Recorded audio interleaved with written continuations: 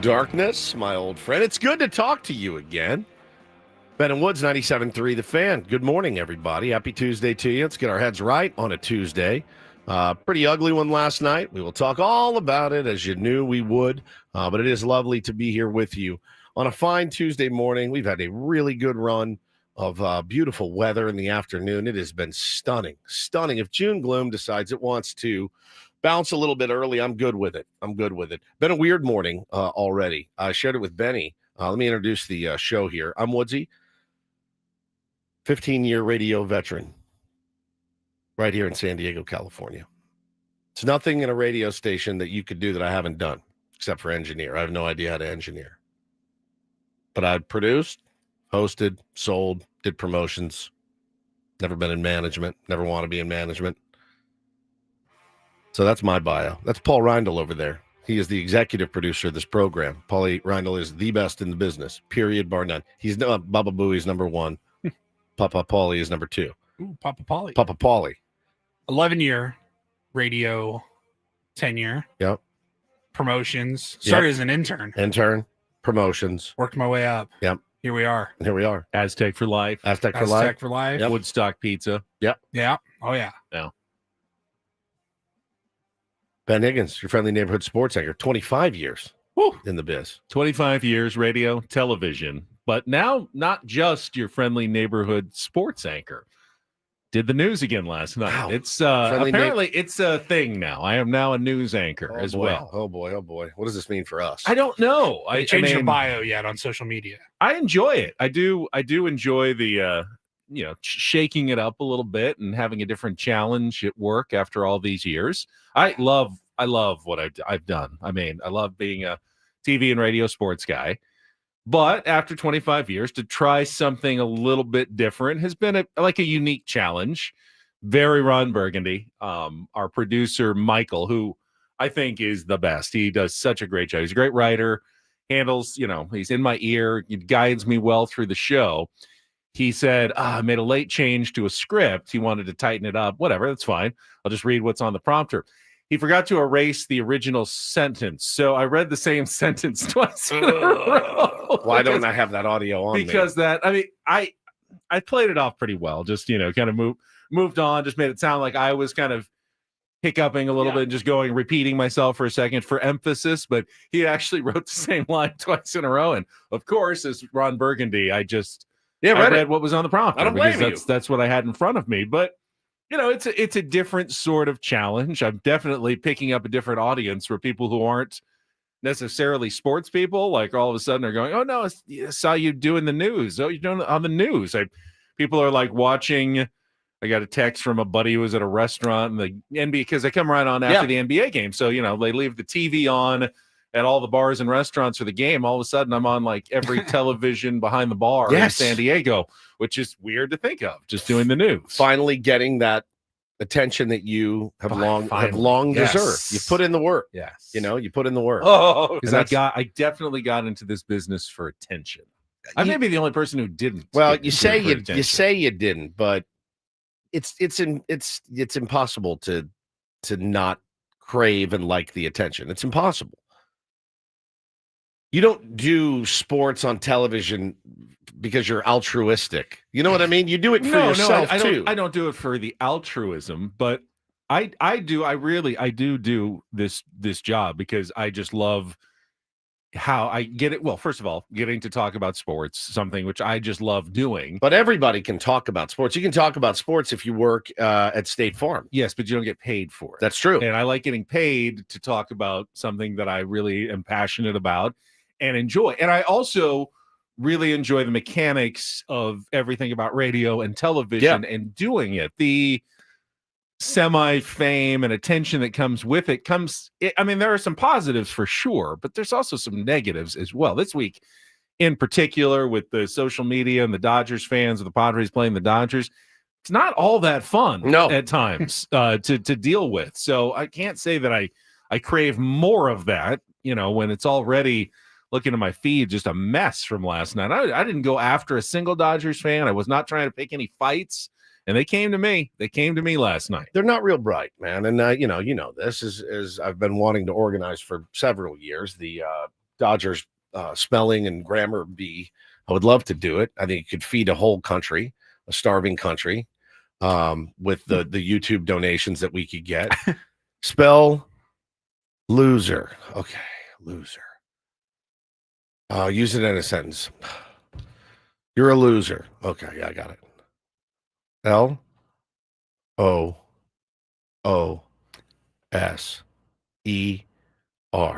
Looser. No? Well, it is looser. You're right. It is looser. You are a looser. I mean, we could literally feed families. Yeah. With I think charity about it all the money. time. I think about it all the time.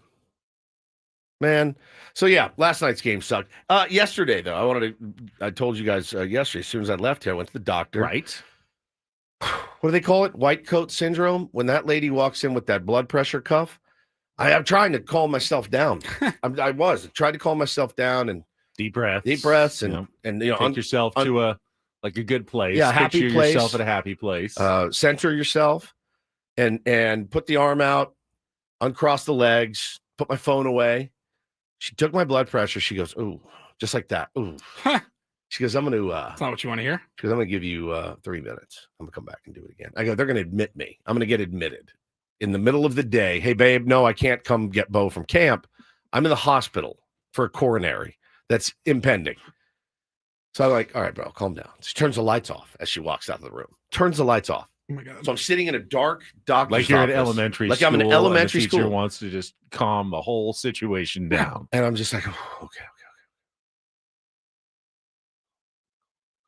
And I just looked out the window and thought happy thoughts. She came back in. She goes, it's better. All right. So anyway, so then we go into the going over my blood work and stuff. And discussing the results. Yeah. And everything was good. Everything was really good. Yeah. I got, the cholesterol's down. She said, really, she goes, I know, Dr. Dominguez challenged you to bring this down and that. And she goes, all your numbers are really good. She said, so you look good. Keep up the exercise, keep up the diet.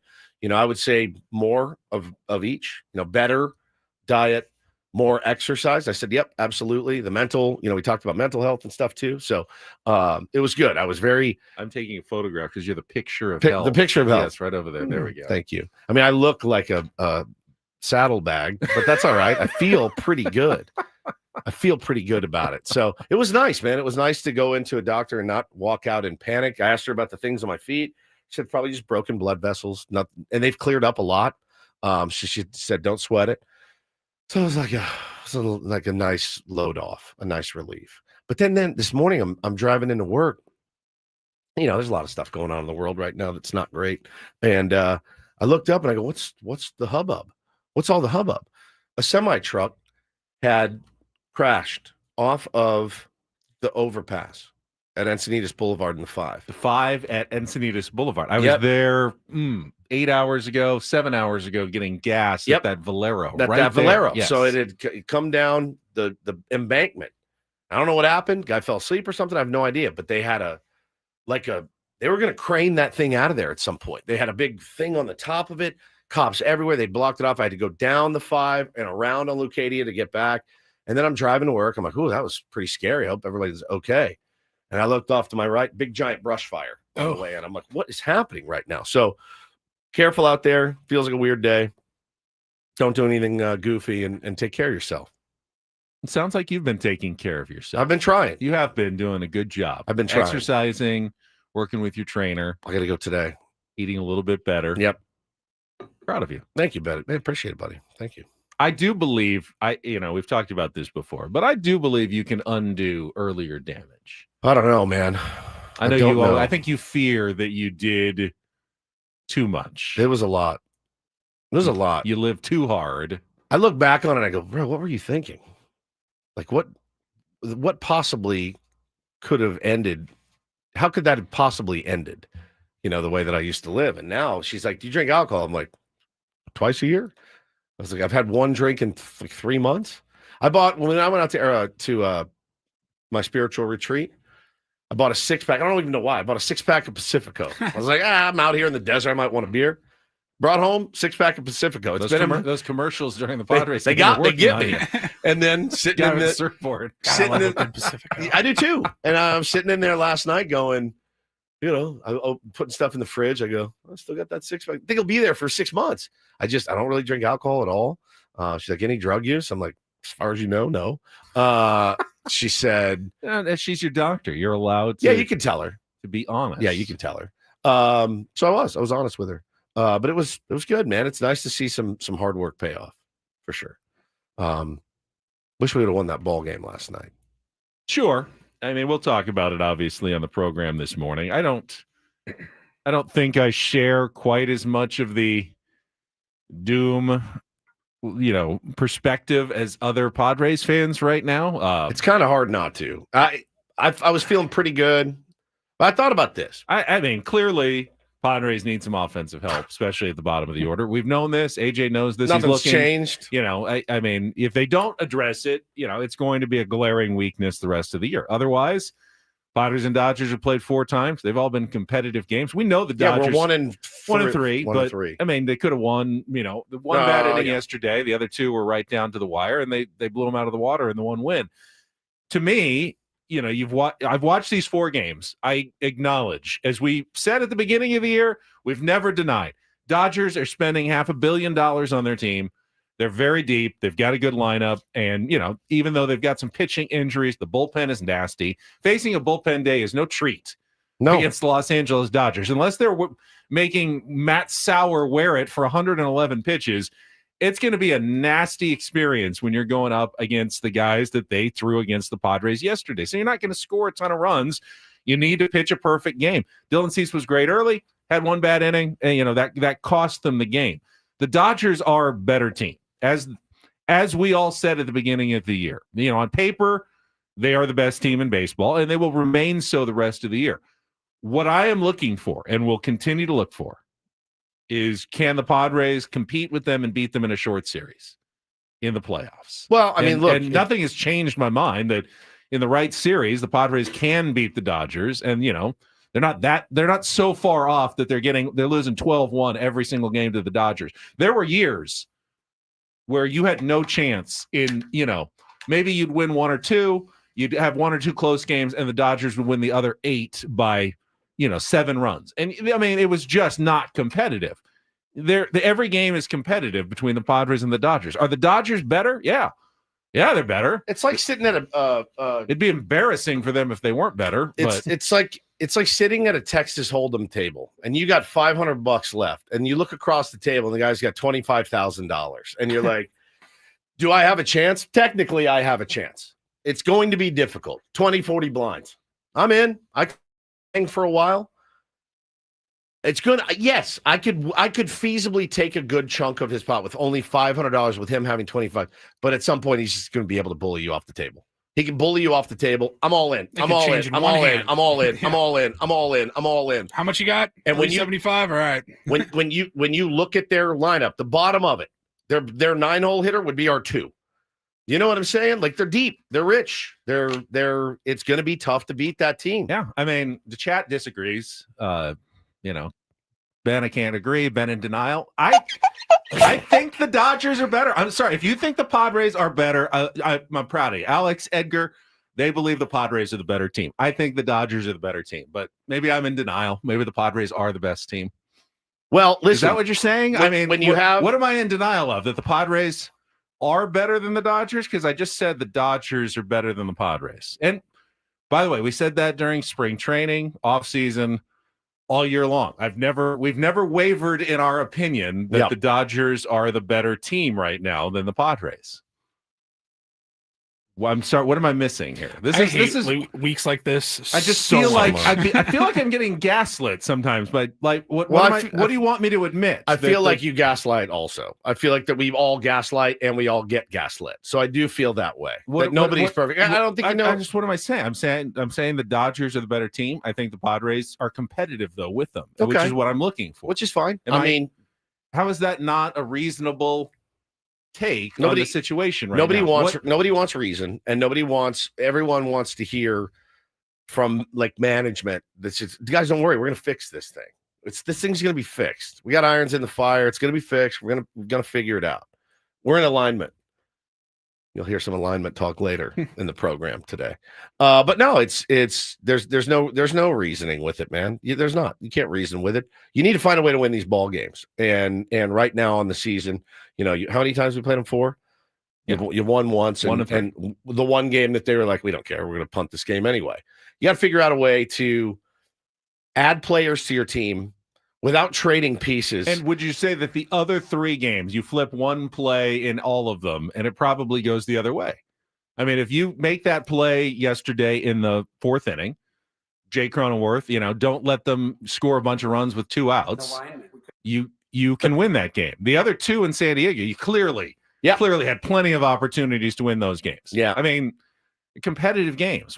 What do you want me to say? That the Padres are an uncompetitive team? That's not true. No, I think, they absolutely can compete, but I don't think they have what it takes to get over the top right now, certainly. And I do think the roster's going to look different. Padres do not. They need help. They need to make a move. And, we know that they don't have enough, especially at the bottom of the order is I know that Michael Conforto hasn't had a great year, and Tommy Edmonds hitting under 250.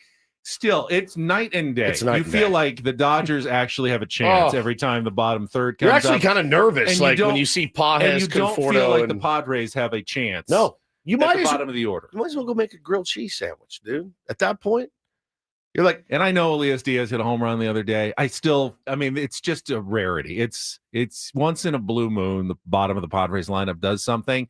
They don't scare any opponents at the bottom 7, 8, 9. It feels like Jankowski or Spangenberg, Hedges, and the pitcher spot. That's it. Back in 2016. Darnay Tripp, our beloved, last night tweeted the bottom 4 in each lineup tonight.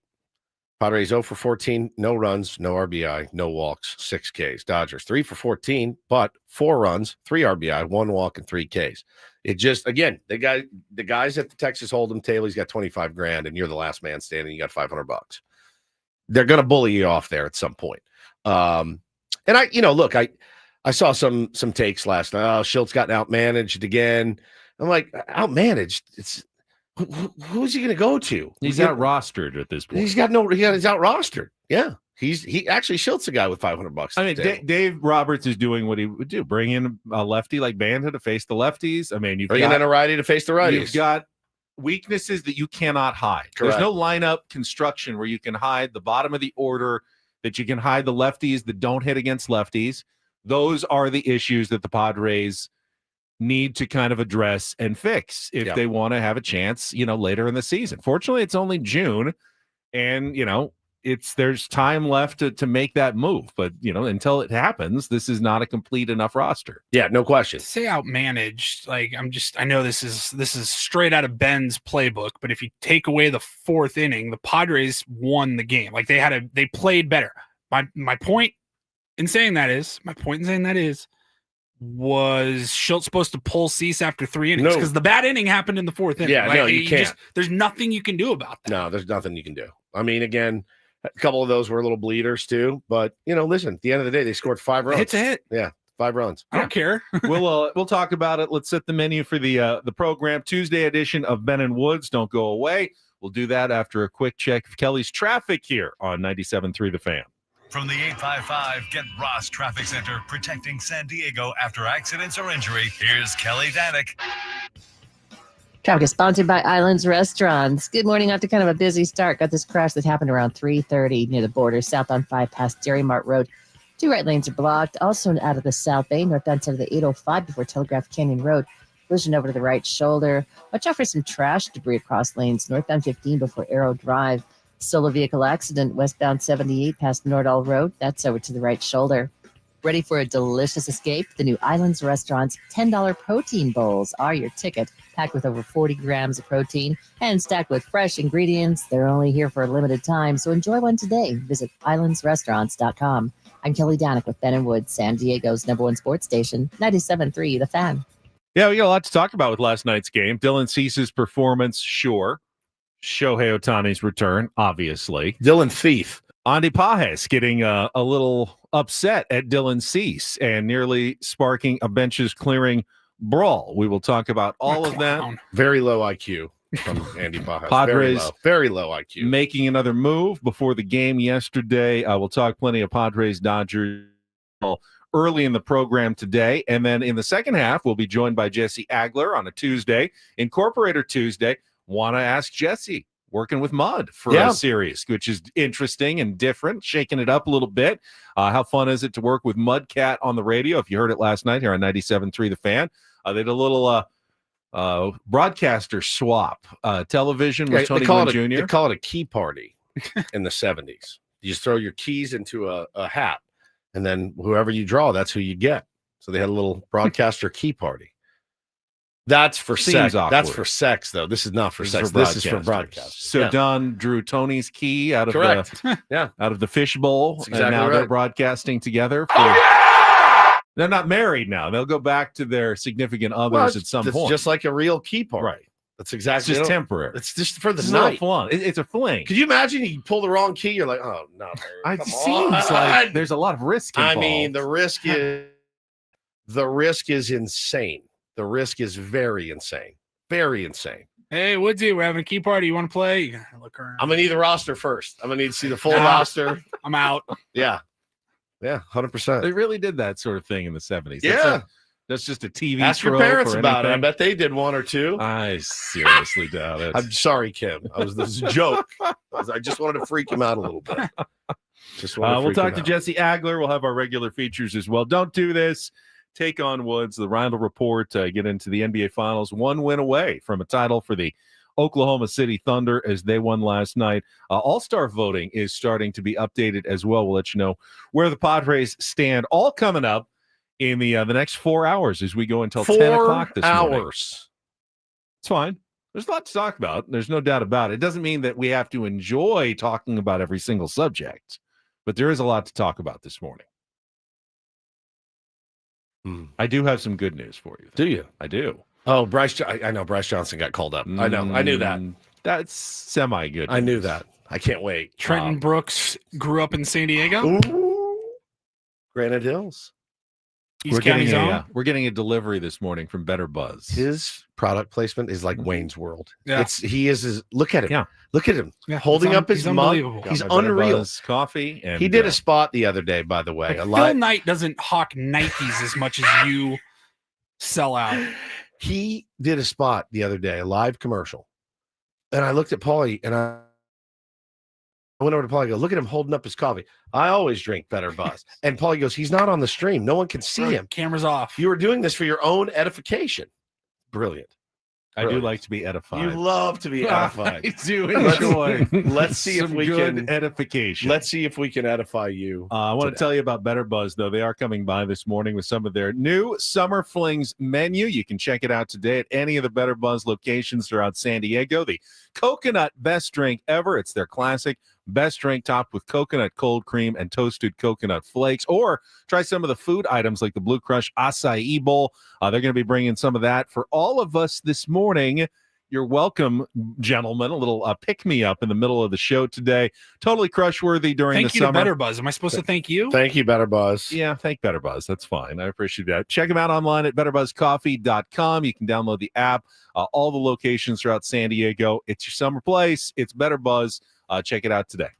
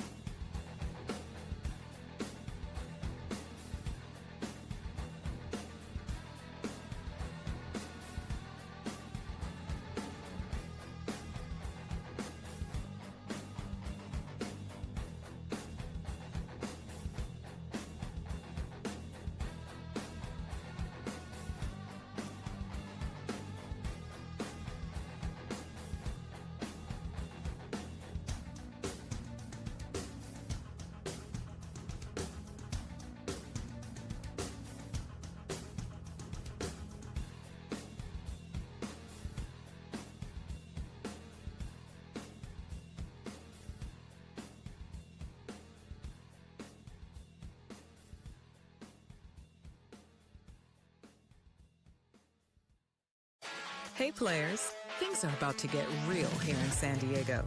Introducing the all-new Hamul Casino Resort. With a 200-room hotel tower, exciting new eats and drinks, plenty of new places to play, and a luxe spa and salon. Hello, rooftop pool and deck. It's where players can play their hearts out and enjoy all the perks that come with it. It gets real this summer at the all-new Hamul Casino Resort, the players' place.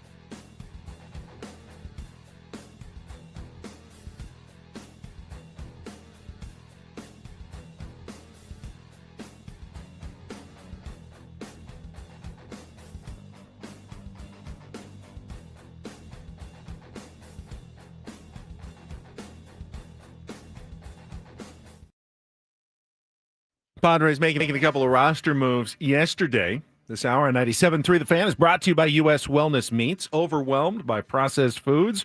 U.S. Wellness Meats offers an all-natural alternative. 100% grass-fed beef, pork, poultry, wild-caught seafood, and more shipped free from family farms. Get 20% off your first order at uswellnessmeats.com. There's no reason to panic on, and from everything we've heard, Yu Darvish is actually progressing along nicely. What he had to say to reporters yesterday, that he's definitely targeting by the All-Star break to return, but the Padres did move him to the 60-day injured list simply as a procedural move. They called up Bryce Johnson and needed to add him to the 40-man roster. He's a switch hitter, by the way. So he is. Yes, we didn't know that for a long time yesterday. He replaces Luis Camposano. Campy goes back to AAA, where he was thriving. Well, I had one of the highest OPSs in all of AAA. Of course, on the big league level, he did not get a single hit. And that has been a theme here. Padres have not gotten any help from the guys that they have called up from AAA. And I'm going to throw Lockridge and Wade kind of in their own category. Not that they've been world beaters, but they're major league guys who have been major leaguers. The guys who they have called up. So now Trenton Brooks, part of that group, 0 for 2 yesterday. Went to East County's Granite Hills High High School. School. Just so you know. Mason McCoy, 0 for 5. Connor Joe, 0 for 9. Luis Camposano, 0 for 18. Tirso Ornelas, bless you, Tirso, 1 for 14. The guy who had the most success getting called up was Oscar Gonzalez.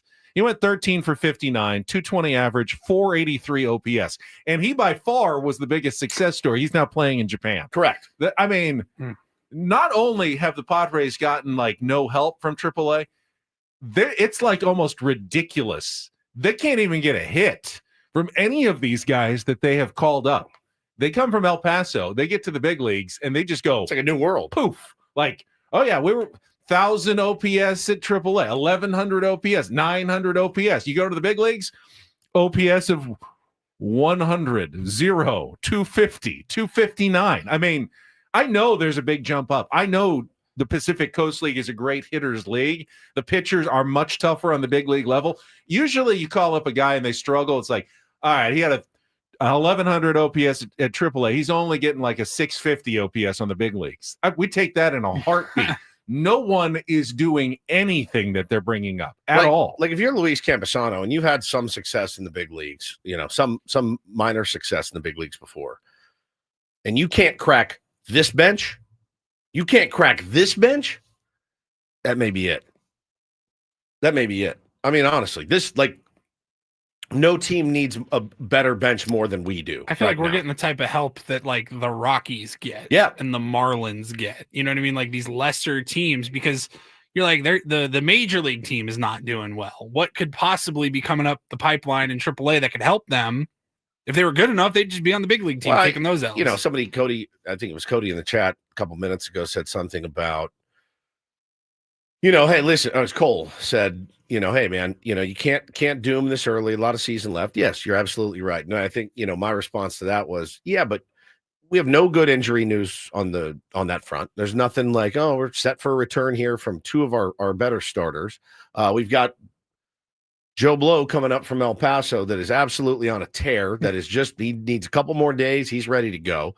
I mean, our big return is Jason Hayward, who is not doing a lot down in the minors. So again, you can't talk about the poor roster construction, in my opinion, until the season's over. Then because they could flip the roster. We've seen them do it before. You could flip the roster in the next 6 weeks, and this is a totally different baseball team. That being said, yeah, man, at the end of the season, if it doesn't go your way, that's what you look at and say, really, nobody worked but Gavin Sheets. It shouldn't be that hard to find someone who can give you a 600 OPS, which is not good. Which is not good. Elias Diaz has a 623 OPS. He's hardly been an offensive force. He's actually been pretty bad offensively. We're talking so much worse than bad is what the Padres get from everybody they've tried to call up. They're getting nothing. I mean, we're not talking replacement level. They're looking far up at the average replacement level player. You've got to find someone who can at least every once in a while run into one or, hit 240 or something. Again, not looking for an all-star, looking for really a very low-level serviceable player. You hope to call up a DH or something, somebody that can give you some pop, and they're like a Gavin Sheets. You're not hoping to have Gavin Sheets anchor, the 3 or your 4 spot in your lineup every day. Yeah, it's tough, man. It's tough right now. It's, you look at it and you see the disparity between the two teams last night. You see the disparity against other teams. Now you see, you went and played Milwaukee. They were a really, really hot team, and you beat them 2 out of 3. And you look at them and you go, we got more stars than they do. They got better pitching. They got younger people coming up and are ready to take the spot. The other thing too, man, is that, I'm looking at the game last night. Jackson Merrill, I know he hasn't had the world's greatest season, but he changes that game a little bit last night, certainly. So yeah, you're kind of hurt and undermanned. Is not a good combo against that team. For sure. We will go through the game. Our Padres crap up highlights from Jesse and Mud right after a check of traffic here on 97.3 The Fan. From the protecting San Diego after accidents or injury, here's Kelly Danick. Traffic is brought to you by the Grilling Store at Hillcrest Ace Hardware at 10th and University. Well, guys, we still have this crash near the border, southbound 5 past Dairy Mart Road. Got the 2 right lanes blocked with emergency crews. Apparently, a vehicle went over the side. Also, northbound side of the 805 before Telegraph Canyon Road, collision over the right shoulder. Stalled pickup truck in the fast lane, north 163 at the 15. And westbound 78 past Nordall Road, solo vehicle accident over the right shoulder. Traffic is brought to you by the Grilling Store at Hillcrest Ace Hardware. Purchase a grill this week and your first cookout is free with 12 burgers and 12 franks, courtesy of Omaha Steaks. That's the Grilling Store at Hillcrest Ace Hardware at 10th and University. I'm Kelly Danick with Ben and Wood, San Diego's #1 sports station, 97.3 The Fan. It's a shame if they lose. You got a problem. Oh, a shame indeed. I couldn't agree more. Here are the lowlights from yesterday's game. What the heck happened? Are you kidding me? Can't even believe it. It's the Padres Crap up. presented by Hamul Casino. Things are about to get real with the all-new Hamul Casino Resort with gorgeous rooms and exciting new eats and drinks. It gets real this summer at Hamul Casino Resort, the player's place. We'll give it 16 minutes of salt, and then we'll, get back on the pump and figure it out. 2 on and nobody out. 3-2. The pitch to Machado. Reach for, loop to the air to center field. Pages coming in. He'll make the catch. Fernando tagging. Here's the throw from Pages. The tag from Smith. Not in time. Tatis slides in feet first. A sac fly for Machado. And the Padres take a 1-0 lead. 1-0 to Ohtani, who struck out to lead off in the first inning. Swings here, hits it on a line to left center field. That'll tie the game. Down for a base hit, and it 2 hops up against the very base of the wall. Ohtani into second with an RBI double, and it's 1-1 here in the third. 1-0 the pitch. And Bogaerts lines it sharply towards left center field. He has found the alleyway. That one will bounce and roll up against the wall. It bounces away from Pages. Sheet's going to score all the way from first base as the throw comes into Edman. An RBI double for Xander Bogaerts. And the Padres hot back on top. It's 2-1. Let's see, 2 for 3, couple of singles last Wednesday, 3 out of 10 in the series in San Diego. 1-0 pitch. Muncy swings, lines it into right center field. That's down and a base hit. 1 run will come in to score. Smith is being waved. There will be no relay to the plate. It's a 2-run single for Max Muncy. And now the Dodgers go back ahead. It's 3-2.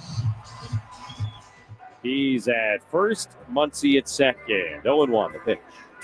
Line to the right field sharply. Fernando going to have to play it on a hop. Rounding third, heading home is Muncy. The throw comes in, gets behind Maldonado. Cease backs it up, and an RBI single for Tommy Edman makes it 4-2 Dodgers here in the fourth. Here's the 0-1, and he swings, hits it on a line into right center field. Fernando over, not going to get there. Falls in front of him. Pages is on his way home. Throw goes to third, not in time.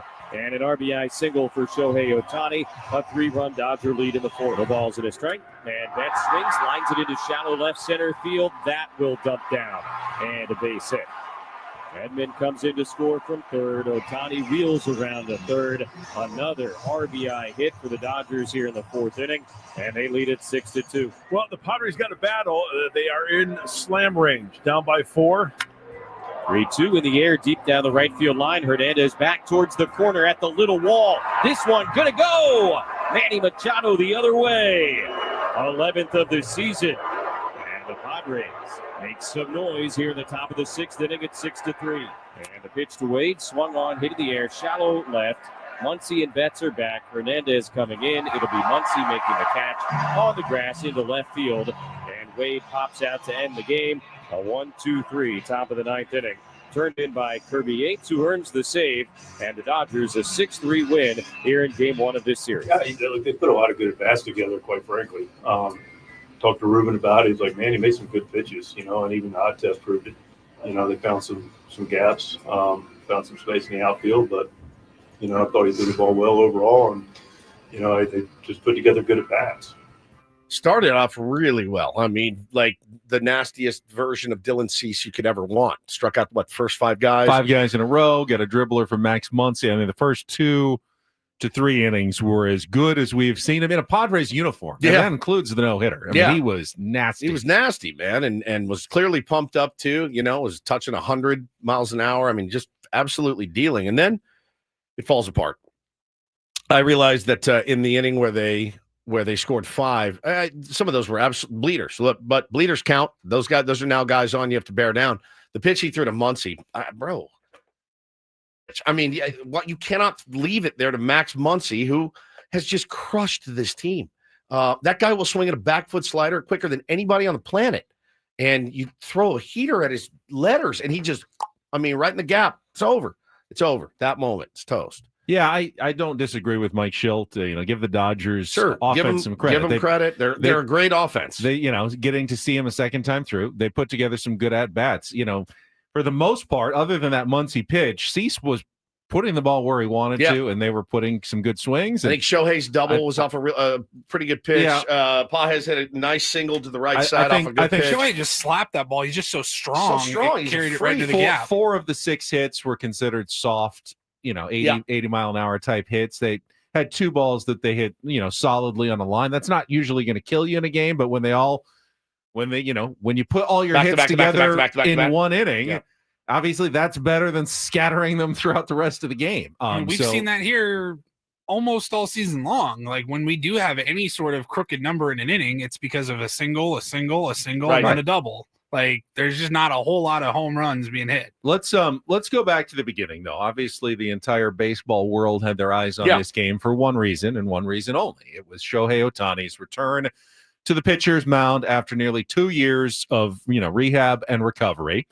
And, he got up on the mound. He looked pretty Shohei-like to me. He did. With the stuff. I thought the Padres put together such good at-bats in the first inning against a tough pitcher who's got some adrenaline throwing, is touching 99 and 100. And they put the ball in play, got a couple of hits, got a run home. Thanks. The Dodgers played some nice defense in that inning. Tommy Edman made a great play.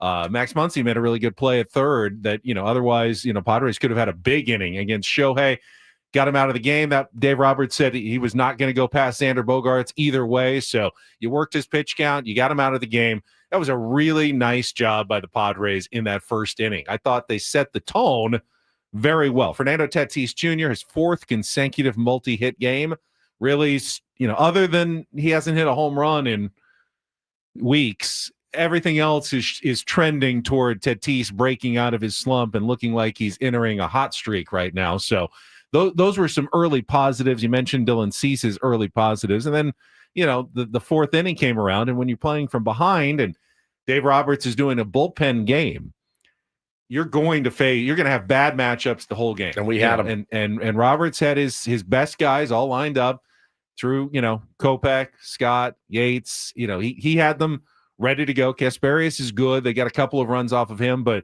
they were ready to go for a solid bullpen game. And the Padres didn't have a lot of matchups that they liked. Even when they tried to use the bench, they have, as we've talked about, they don't have a bench. Iglesias is not that much of a weapon off the bench, and there are no other weapons. So the pinch hitting of Campy for Maldi and Maldi for Diaz, for Diaz and Diaz for Maldi, that is a move.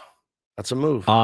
Great job by Wandy Peralta and David Morgan to keep it there. Wandy Peralta K-ing up the GOAT Shohei Ohtani. Are you kidding me? Where are my Peralta haters where's the at Peralta now? haters at now? That's a perfect lane for him, by the way. Like down 3, down 3, down 4. You're good. But I think the Dodgers outplayed the Padres defensively. They made a bunch of good plays. Padres had a couple of errors and another play that, could have made in that inning against Teoscar Hernandez, Jake, throwing. They gave it an infield single. Tough play, but, you got to make those plays against the Dodgers. The margin against the Dodgers is thin. Normally, I would say the Padres probably have a better defense than the Dodgers, but yesterday, the Dodgers had the better defense than the Padres. There's only so many things you can overcome against the Dodgers. The bottom of the lineup, they've got the advantage. If they're going to play better defense, they've got some advantages for sure. And they played a good game yesterday. Overall, they've waited out Dylan Cease, got him their one opportunity to really get him. They got him. They capitalized, when they had the opportunity. They deserved to win that game yesterday. Yeah, no doubt. And even with a early lead, you don't feel good. You don't feel good at all knowing what you're up against and the guys that they have, the caliber of players that they have, really 1 through 9, and off the bench. I mean, they got guys off the bench that can come out and beat you too. If you want to decide you want to play matchups with your pitching, they have the really complete team. Other than starting pitching right now, Ben, I think that's the most complete team in baseball. And you just can't deny what their lineup has the ability to do. One guy's cold, doesn't matter. Got 3 MVPs at the top of your order. It's going to be tough. They are going to be a tough team to take down. If their starting pitching doesn't recover, you can't do this with the bullpens. You just can't. It's not going to be sustainable for them. But other than that, I mean, how do you navigate that team? And especially if they are playing good defense, like Max Muncy's making plays, it's probably not your night. So last night was not the Pods night at all. Hated it. It was nice to see a little fire. It was nice to see a little bit of S talking between the two. I thought Andy Pajes was ridiculous. Dylan Cease on No Planet is trying to hit that guy. No Planet. He wants to get Andy Pajes out because he's got Conforto Edman and Shohei coming up next. So if you missed it, during the Dodgers 5-run fourth inning, a couple of runs already in, runner on first. Max Muncy just singled 2 home. 1 out. 3-2 Dodgers, 1 out. Andy Pages gets drilled right on the wrist or elbow. On the elbow pad. On his pad. Well, it's on his arm. Hit him on the pad. Hits his arm. That's why you wear that, by the way. And Andy Pages reacts pretty strongly. Like, hey, let's start something. He stares out at Dylan Cease. Dugouts come to attention. Bullpens, start creeping out. Like, is this going to be time to go? Benches clearing brawl. My man, Mike Schultz. How about Shelty? Who the F do you think you are? I loved it. Pages after the game said in the moment he thought Dylan Cease was throwing at him because Dylan Cease thought he was trying to relay signals from second base back in the third inning when he had doubled, and he was standing out there for a batter or two. Sure. Didn't get home until he was on third, and then Shohei Ohtani doubled him in with 2 outs. So, I don't know whether he was or not. It feels somewhat self-incriminating to say that immediately. Like, he thought I was signaling. Well, why did you think he thought you were signaling? Is it because you were signaling in, which is not illegal, but in that situation, there's really no chance that Dylan Cease would throw at him because you're already lost the lead. You don't want to put 2 on, a runner in scoring position. You've only got 1 out. If you're going to handle that, you're handling it later and in a different situation entirely. It just made made no sense what Andy Pages was kind of thinking there. And again, you have to know who you're talking about. Has anybody ever? We've watched Dylan Cease pitch. Anybody ever see Dylan Cease go high and tight on a guy on purpose? I know I have, and I've seen him hit guys certainly. But man, you got to pitch Andy Pages, who, by the way, got a really nice fastball in the outside corner in his first at bat. Smacked it. Great piece of hitting. But it was an outer third fastball. He pounds it for a knock. Where am I going to go if I'm Dylan Cease next? I'm going inside. Andy Pages needs to be smarter. He has to have better baseball IQ than that. No reason to start anything. Terrible baseball IQ. Really, really dumb. I heard Steve Phillips say that the one thing you have to consider is that it really, really hurts to get hit by a very hard fastball. That's why you wear a pad. Even on a pad, though. Just the adrenaline kind of takes over for a second, and you're mad. You're mad at someone, and there's no one else to really look at other than the guy who threw it. So you're mad at him. That's the person you kind of react toward. Again, logically, it made no sense whatsoever. I'm going to push back on that. I won't disagree because you're not wrong, but these guys are professionals. He get hit all the time. He's been hit a million times. He knows exactly that's how why to react. That's why he wears the pad. And he knew what he was doing with that reaction. So I thought it was really low baseball IQ on his part. It's a good player for sure, no doubt.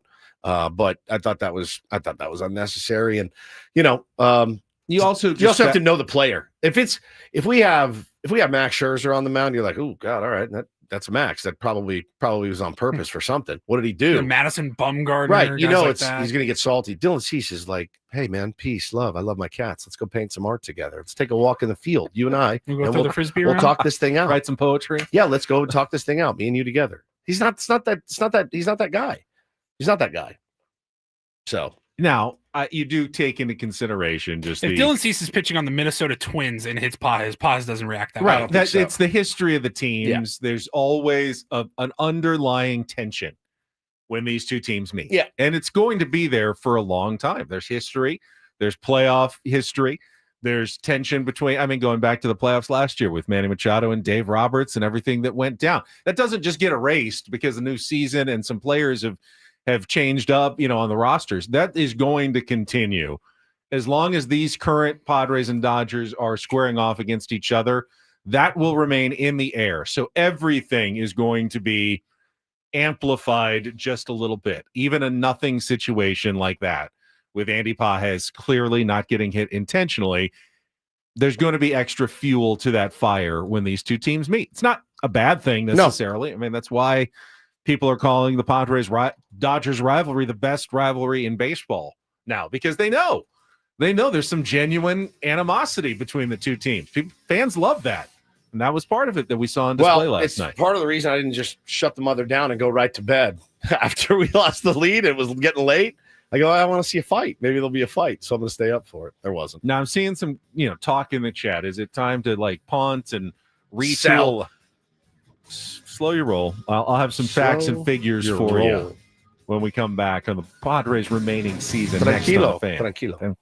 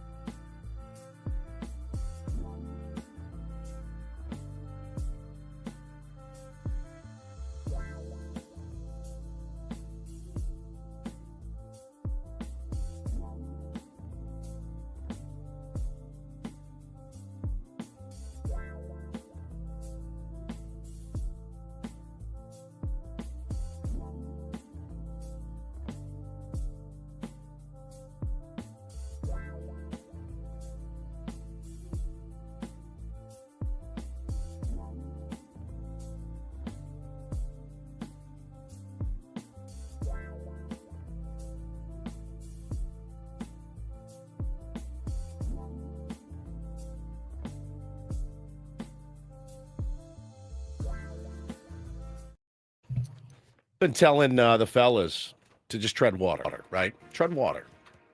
Correct. What I've realized is this. Nobody really likes watching somebody tread water. You like watching somebody swim or you like watching somebody drown. That's it. But a baseball season doesn't always work that way. Yeah. The treading water thing is, kind of yes, boring. it's important, but watching somebody, hey, how you doing? Treading water. You watching somebody go down? That's entertaining. Not in real life. You get what the metaphor here. Or you watch somebody kicking ass swimming. You're like, these guys are unstoppable. But to watch somebody just sit in the water and kick their legs back and forth is not enjoyable.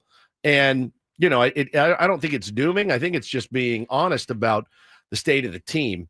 And again, you just, don't you feel like to get the improvement that this team needs, doesn't it feel like it's going to have to be a miracle almost to upgrade the positions in which you need potentially to upgrade? Don't you feel like it's going to need to be a miracle based on what you have and based on what's available? I kind of feel the opposite. I feel like the Padres, there's no team that has an easier upgrade than the Padres at left field because they've been so bad at it that literally anyone that they end up acquiring, and they will get someone. Caveat is going to immediately like juice up the offense. Caveat.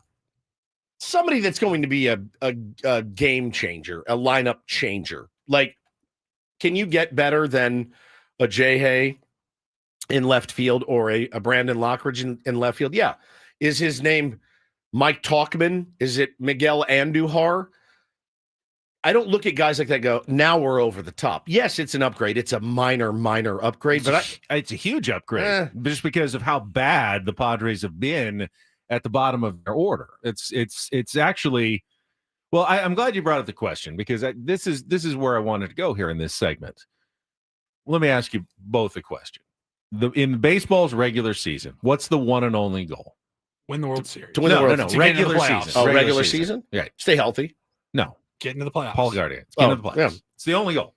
If you have 162 games, yeah, it's great if you win the division and get a bye, but Padres haven't done that in 20 years. Probably they're won't they're in the 20. division with the Dodgers. It's never really been a realistic goal. So the goal in the regular season, as it always is, one and only thing that you're trying to do is make the playoffs, and then you've got a chance in the tournament in the postseason. So far, the Padres have done nothing at all to hurt their chances of making the playoffs. In fact, what they've done so far is they've helped their chances of making the playoffs so far by going 39-32. They're currently sitting in the third wild card spot. And, the goal the rest of the season is to remain there. Yeah, just stay there. You have to hold off some good teams behind you. You got the Brewers, a game behind. You got the Cardinals 2.5, Reds 2.5, Diamondbacks 3. Those are the teams you're worried about. I'm certainly worried about those teams, especially the Diamondbacks, even though they're the furthest back. I think they've got a good lineup, but they've got some pitching issues. None of those teams is perfect. All of those teams have shortcomings and issues. You can look and compare the Padres to the Dodgers, but that's not in the regular season. That's not who you're worried about. You're worried about these other teams behind you. Can the Padres compete and hang on ahead of those teams that they're battling for the playoffs? I certainly think they can. Now, I did some research yesterday. When the Padres finish this series against the Dodgers this week, I checked out strength of schedule. Yeah. They will have, I believe, the 6th easiest schedule remaining the rest of the year. They'll have played a week more of road games than home games. So they'll have a lot of Petco Park games. They've already played, if you look at if you look around the division, they've already played all the toughest teams in the American League. This is starting Friday. The top 3 teams in the AL East. They played the top, 2 of the top 3 teams in the AL Central. They played the top 2 teams in the AL West. They played all the toughest American League teams already. In the National League, they're done with the Cubs, who are one of the best teams. They played half their games against the Brewers. The only tough teams they haven't played are the Mets and Phillies. They have one of the easiest remaining schedules the rest of the way. After they get rid of, they'll be done with half of their games against the Dodgers and Giants after Thursday. The schedule lines up pretty well for the Padres the rest of the season. So you're not looking and going, you don't have to climb a mountain. You don't have to make up a bunch of ground in the standings. You're already there. You just have to stay ahead of other flawed teams that are behind you. You don't have to catch the Dodgers. You don't even have to catch the Giants at this point. You just have to stay ahead of flawed teams that are behind you in the standings. And I believe the Padres can do that. Now, when it comes to the playoffs, yeah, you probably are going to need to find some upgrades. You're going to need to get hot. A lot of things have to go your way when you get to the post. That's true. It's for postseason everyone, baseball. right? Every one team's going to get hot. They're going to go on a magical run, and hopefully it'll be the Padres and win the World Series. But you've got to get there first. And there's nothing that has happened this season that has diminished the Padres' ability to get to the playoffs and accomplish their regular season goal. I mean, nothing but Michael King coming up with a freak nerve injury. No one knows when he'll pitch again. Darvish, nobody knows when he'll pitch again. Jackson Merrill's had a couple of freak injuries in concussion protocol right now. Fernando Tatis Jr. going ice cold. Luis Arraez, forgetting that he's a 3-time batting champ, swinging at every single pitch that they throw near the plate. That's the other thing is you can upgrade all you want. The guys that you already have, they got to perform too. But conversely, they also have room to improve. Absolutely. You're not asking. The ceiling is high. You're not asking guys to do things they've never done before. Hey, by the way. I get it. We're going to need you to hit 40 home runs, Luis Arraez. No, you just need him to go back to being Luis Arraez, which he hasn't been so far this season. If Michael King and Darvish, but especially Michael King, if they don't come back and start, pitching and contributing, we're toast. I don't know that there is a lot of hope. But I don't know that there's a move you can go out to make and counter that. You know what I mean? What pitchers can lose? What teams can lose 3 of their top 4 pitchers, as the Padres have essentially done here? Because the Dodgers won a World Series that way. Yeah, the Dodgers are the one. They're the one team that can do that. And they do that by spending, double or triple what every other team spends. There's no other team besides the Dodgers. Padres lost Joe Musgrove, Michael King, and Darvish. The only one of their top 4 they had that's, that they expected to have to start the season is Dylan Cease. If they don't get those guys back, they're in a lot of trouble. Yeah. So there is certainly there's no way you can. I think it's really on Michael King the most. Yeah, I mean they don't have the resource to go out and trade for 2 aces. They don't have the minor league depth to do that. Most teams don't. There's not even aces available, even if you had the depth right now. There's no one to acquire pitching-wise that's going to replace a Michael King and a Darvish. So if they don't come back, it's not looking good for the San Diego Padres. Yeah. I'm going to operate under the hope and at least idea. I mean, you keep playing as though they're going to come back until someone tells me, oh, yeah, Michael King's out for the season. Darvish isn't coming back.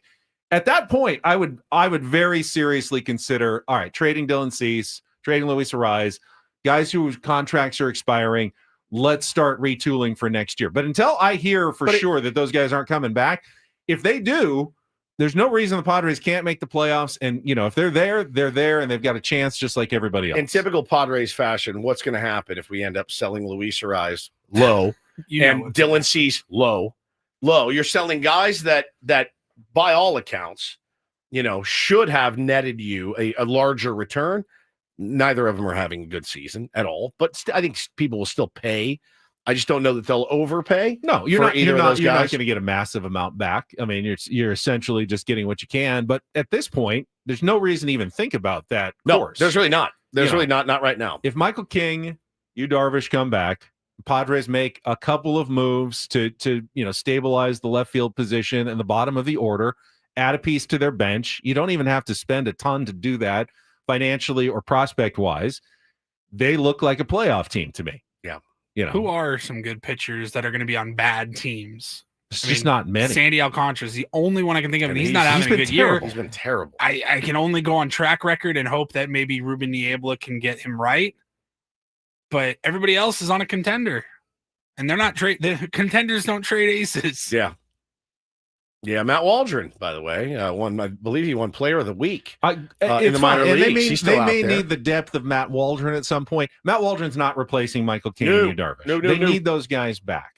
Curtis says they transferred Darvish to the 60-day IL. What's the date he can technically return from that? Today. Yeah, he is already eligible to return. That was simply a procedural move so they could add Bryce Johnson to the 40-man roster to call him up.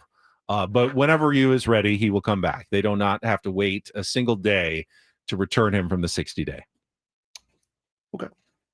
I mean, I'm not trying to polish anything. I'm trying to take a very realistic look at where the Padres are. A flawed team. but not one that Gets me every time. But if you're going to compare him just to the Dodgers, yeah, you're toast. I mean, what team compares well to the Dodgers right now? There's not many, if any. Compare him to the Brewers, compare him to the Cardinals, compare him to the Diamondbacks. Yeah, I like the Diamondbacks offense better right now. Yeah, I like.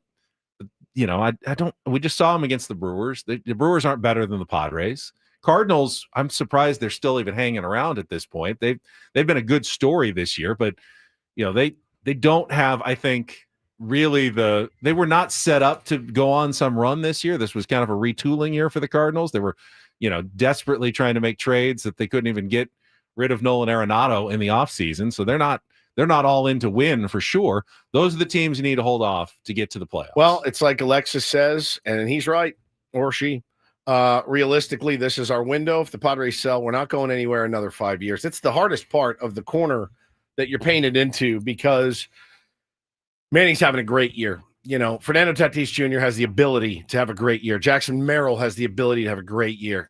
Sending and selling and retooling come July is tough. It's tough because what's that message? Is that all right? We're gonna retool and get after it again next year. It's tough. I don't think they're going to do that. They're going to be stubborn. Probably the wrong idea. But it depends. It depends on how the next 6 weeks or so go. But you've really backed yourself in the corner of having to go for it every year. And as a fan, great. We get to go for it. Like I'm all for it. You have to make prudent decisions as well. Yeah, I don't like making I'm prudent still in the decisions. buy mode. Oh, yeah. I'm still in buy mode, sell too. mode. I'm As a- still in buy mode. I'm still in, trade Salas if you need to go get some help because I think your best chance to win is still this year. And you have no idea what offseason moves are going to be made. Undoubtedly, Paulie. The only way I consider selling is if, as I said, that King and Darvish aren't. They're not coming back. They're not coming back.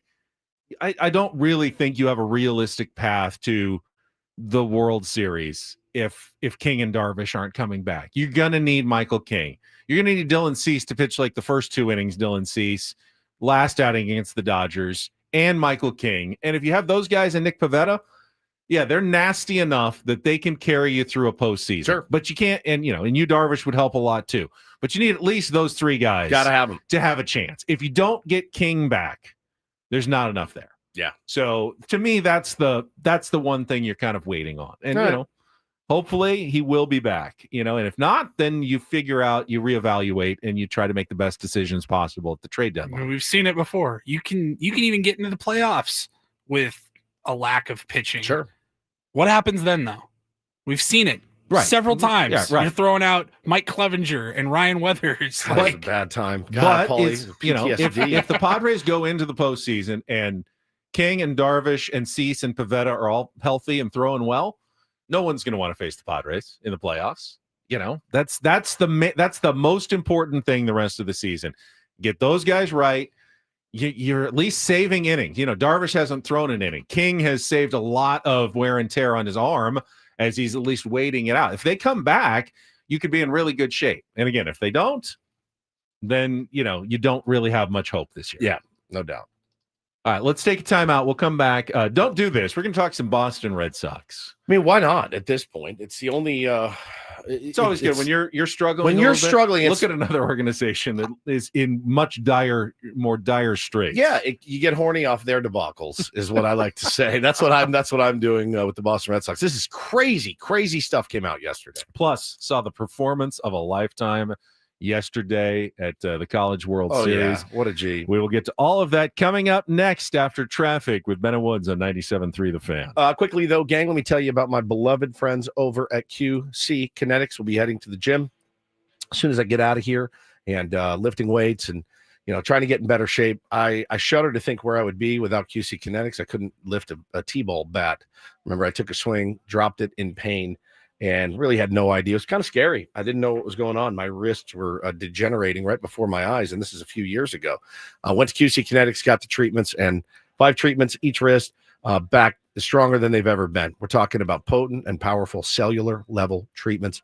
Regenerative treatments take your body's own healing power, helps heal and restore your damaged tissue. A lot of combat fighters use QC Kinetics because, they're constantly getting beaten up and their joints are just beat to hell, QC Kinetics can help them. So if it's your knees, your shoulder, your back, your hips, your hands, whatever it is, call QC Kinetics today. They go after the very source of the pain. They do not mask the pain. Say goodbye to the chronic pain. Live your best life today. Get back to doing the things you love to do. Find out if you're a good candidate. The consultation is free. Call QC Kinetics today at 619-614-PAIN, 619-614-PAIN. That is 619-614-PAIN. It's QC Kinetics.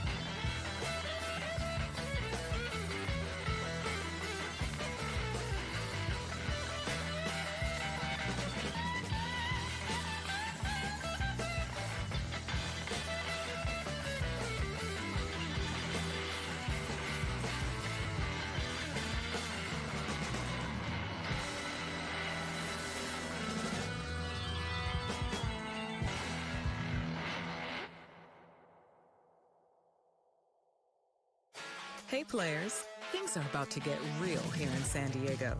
Introducing the all-new Hamul Casino Resort. With a 200-room hotel tower, exciting new eats and drinks, plenty of new places to play, and a luxe spa and salon. Hello, rooftop pool and deck. It's where players can play their hearts out and enjoy all the perks that come with it. It gets real this summer at the all-new Hamul Casino Resort, the players' place.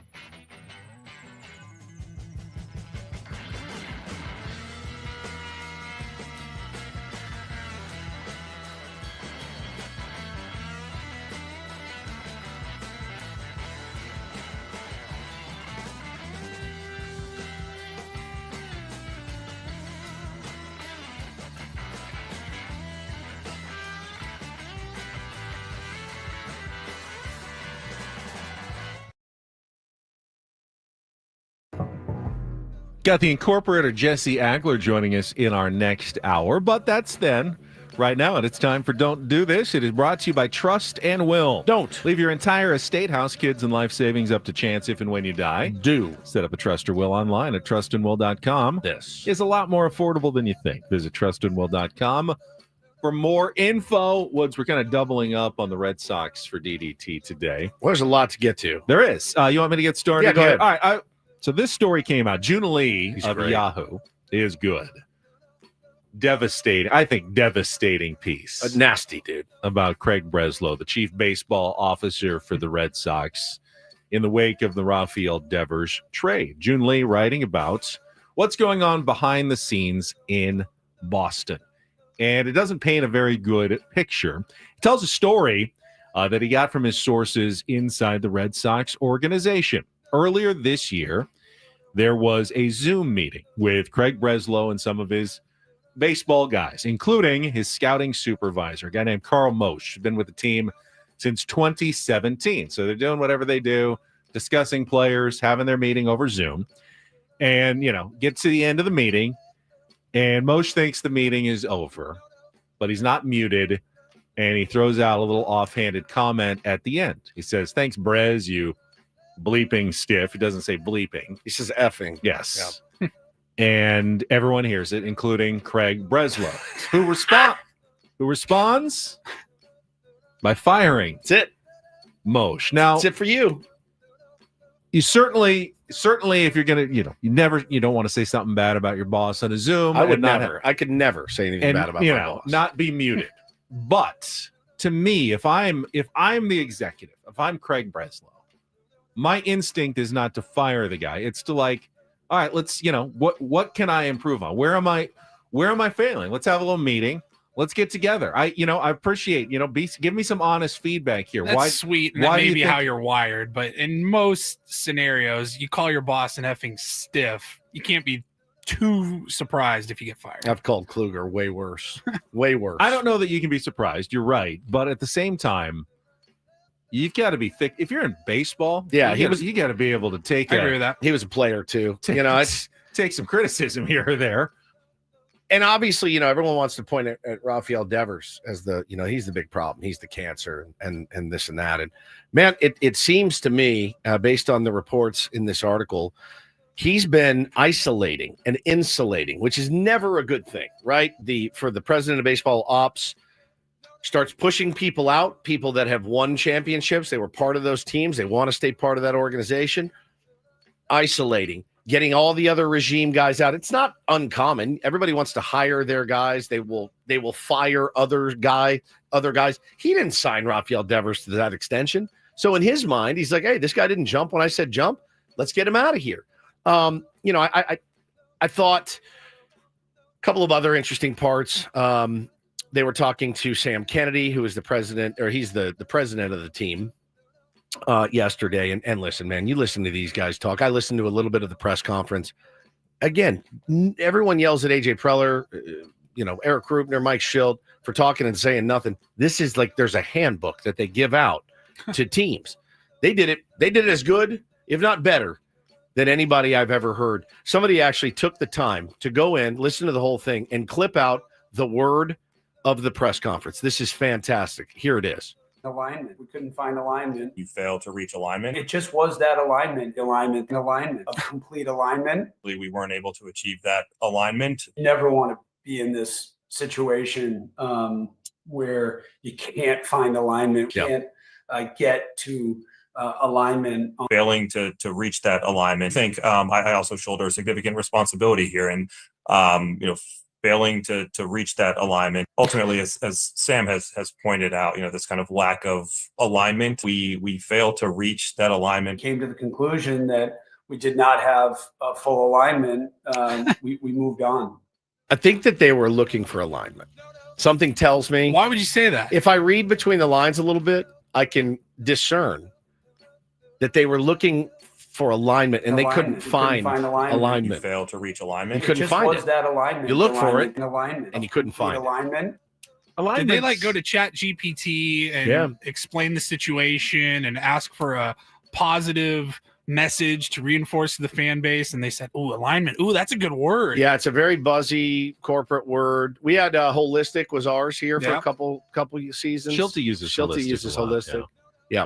It's, you know what, alignment's not a bad thing. If you can have it in any organization where people are on the same page. What are we essentially saying? We want everyone on the same page. Yeah, pulling on the same rope. Right. Is a good bit too. It's a good thing to have. Is it absolutely essential in baseball? Alignment. No. You need production. And what Craig Breslow said, because in that same Zoom call, he had a quote that made a lot of people roll their eyes. He said, I do think there's a real chance that at the end of the season, we're looking back and we've won more games than we otherwise would have. How? How do you... So you've picked up nothing for Rafael Devers. Right. You know, do you think Kyle Harrison's going to win you more games Then Rafael Devers. than Rafael Devers would have the rest of the season? I don't care how much disalignment Rafael Devers had. Kyle Harrison ain't going to hit 30 home runs. Probably not going to. He may not even pitch. Who knows if he's going to pitch an effective game for you the rest of the year? How can you honestly say you think you're going to win more games without Rafael Devers than you will with him? That doesn't make a lot of sense. It's now, something that you have to you say. can say that it's Nico Harris. He said the can, same thing. You can believe your organization long-term will be better off without that contract. Sure. And moving forward with some flexibility. But to say that you're going to win more games this year than you otherwise would have, now you're just trying to sell me something that no one can really believe. That was funny. I saw a funny tweet. Dave Dombrowski used to be the GM, and the quote was, F the future, we want to win now. When Chaim Bloom was the GM, F now, let's build a future winner. Craig Breslow, F now and the future, I don't want a winning team. He's really painted himself into a gnarly corner there in Boston. He really has, because you can see why they hired him. They go, dude, everyone, all the old school guys, what are they saying? Let's get the players back in charge. Okay. And then the other side is let's get the Ivy League guys in. He wants to turn it into Wall Street, they said. But Craig Breslow is both. He was a Yale guy, and he was a 13-year player who has no idea, in my opinion, how to deal with players. Now, he's made a couple of savvy moves, man. Getting Garrett Crochet and getting him extended, really, really nice. Getting Alec Bregman on the one-year deal. Now maybe they can free up some money, and we'll see. His tenure is not defined by this move and this move alone. But if you're a Boston Red Sox fan, you've just lost another guy that you loved, that your kids loved rooting for, and you let him go 2 years into a 10-year deal. So it's hard to wrap your head around as a Red Sox fan. All right, how about a little do this to wrap things up? DD mega doo-doo. And maybe the best pitched game in the history of the College World Series. Gage Wood is his name. Pitches for Arkansas. It was an elimination game against Murray State, the Cinderellas, at the College World Series. Gage Wood was insane. He was unhittable. And by unhittable, yes, he threw a no-hitter. He also struck out 19 batters in that no-hitter. And by the way, college baseball, it's not easy. With aluminum bats, Bro. you're usually going to hit one that finds the line, late swing, a line drive into the corner. There has not been a no-hitter at the College World Series since 1960. And it's just the third one of all time. He had 19 Ks, 0 walks, and just a lone hit by pitch in the 8th inning. Nicked a bat. Guy kind of stuck his elbow out, and he got the call. And, here was Gage Wood, just very short post-game answer.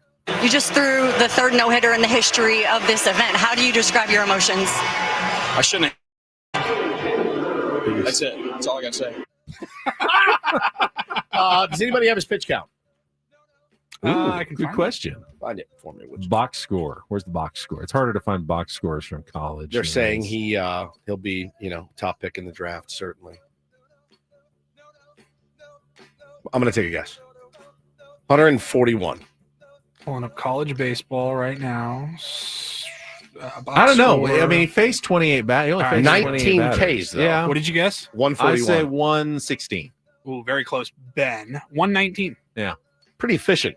Not bad. Striking out 19. Helps when you don't cow. put anybody on base. Yeah, no doubt. Throughout the course of the game. That's insane. Insane. So Wow. they have to play another elimination game because they're already in the losers bracket there. Wonder why he wasn't pitching the first game for them. Yeah, no kidding. My God. Saving him for this, I And guess. maybe Murray State was a little overmatched. There's the Cinderellas who got there as the longest of long shots, but and they're eliminated. But wow, Gage Wood, Nicely done. Thanks, Ben. You effing stiff. That is don't and do this for a Tuesday.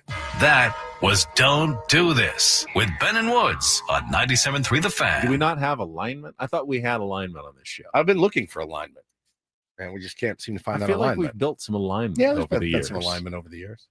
Some disalignment, some realignment.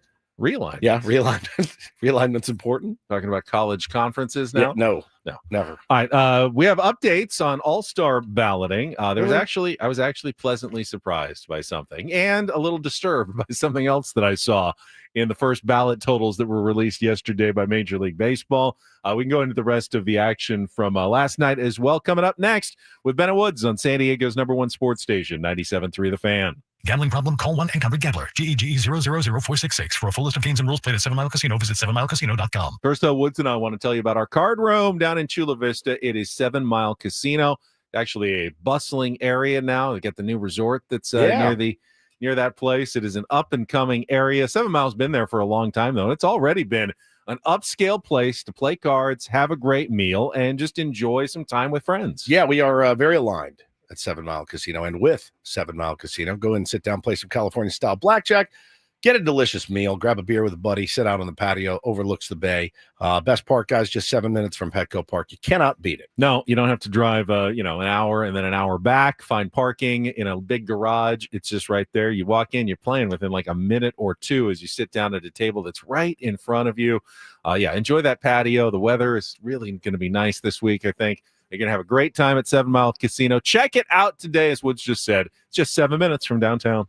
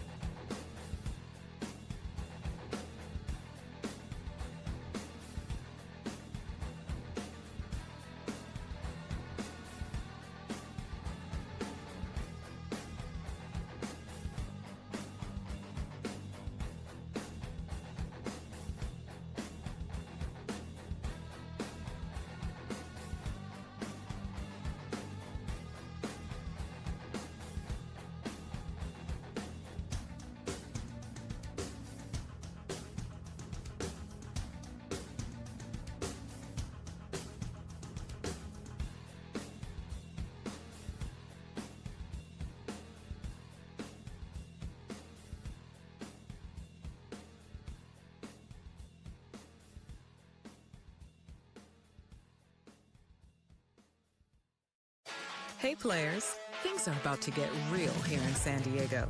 Introducing the all-new Hamul Casino Resort. With a 200-room hotel tower, exciting new eats and drinks, plenty of new places to play, and a luxe spa and salon. Hello, rooftop pool and deck. It's where players can play their hearts out and enjoy all the perks that come with it. It gets real this summer at the all-new Hamul Casino Resort, the players' place.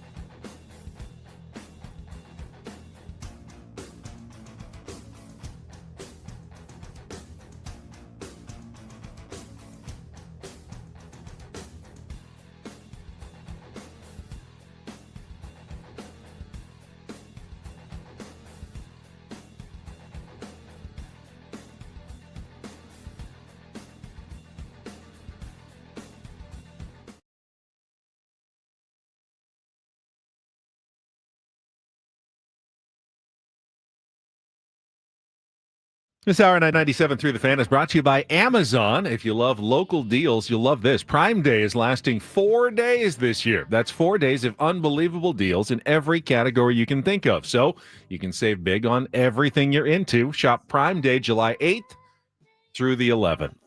That'll be right around the All-Star break. Is that a bit? Prime Day. Prime Day? Yeah. Prime Day. Is it a bit? It's a real thing. It does exist. I know it exists. What's the bit? It's like it's like Black Friday deals, Right. you know. I mean, It's asking. Get you in the door. They want you to shop more at Amazon, so they will give you some really good deals for a couple of days. That's in what I'm hopes that asking. Do you see a real Oh, difference there's some really in deals? good. Yeah, I there's some know good deals. the youths exposed a lot of The youths.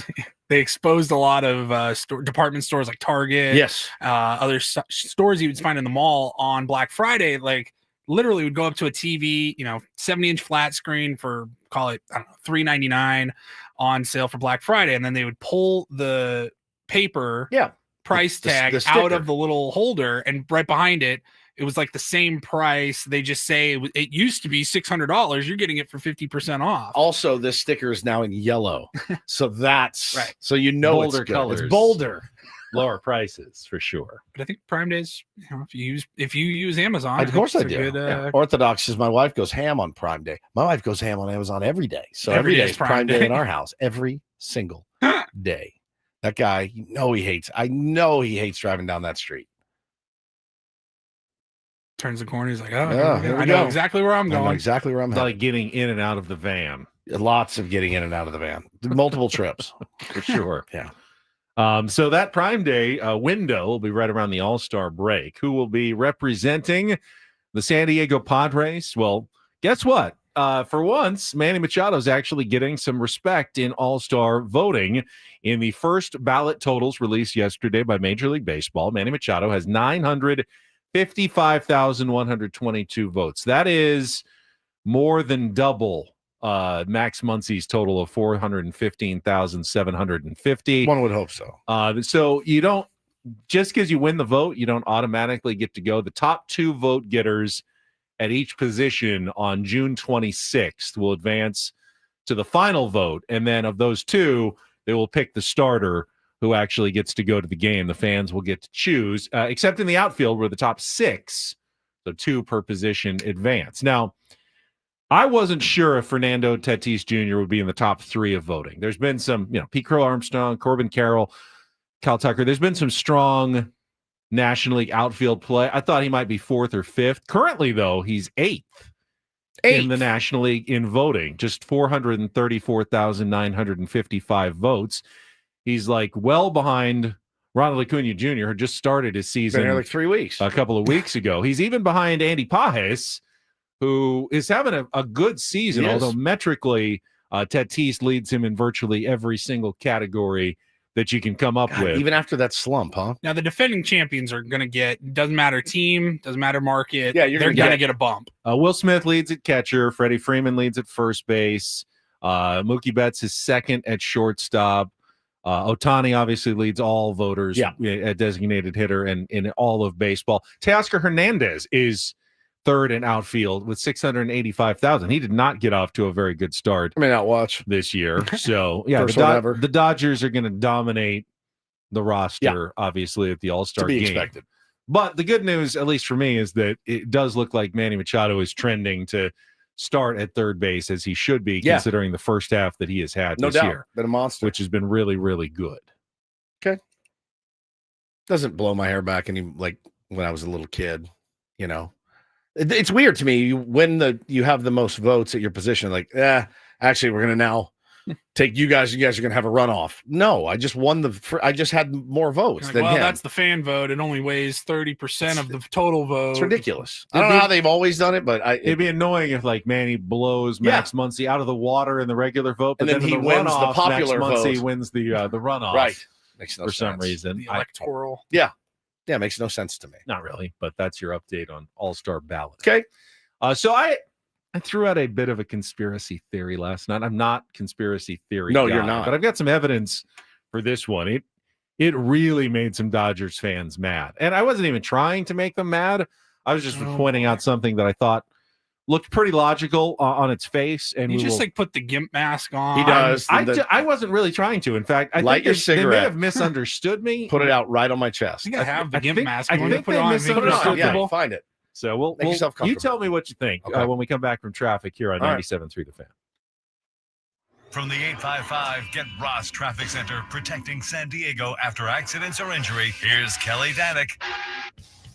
Traffic is sponsored by Valvoline Instant Oil Change, your 15-minute drive-through oil change. Still a few trouble spots here, guys. In the North County, got this collision eastbound 78 just past Nordall Road. Got a couple vehicles involved in this one. It's mostly over the right shoulder, but looks like there might be a vehicle in the slow lane. Also traveling on southbound 5 just past the 52, getting a stalled pickup truck out of lanes. And westbound side of the 8, just before the 805, an accident clearing stage. Southbound side of the 67, just past the 52, reports of a collision over to the right shoulder. San Diego summers mean beach days, road trips, ball games. Make sure your ride's ready with Valvoline Instant Oil Change. Drive in, stay in your car, and be done in about 15 minutes. No appointment needed. For coupons, visit SoCalOilChange.com. I'm Kelly Danick with Ben & Woods, San Diego's #1 sports station, 97.3 The Fan.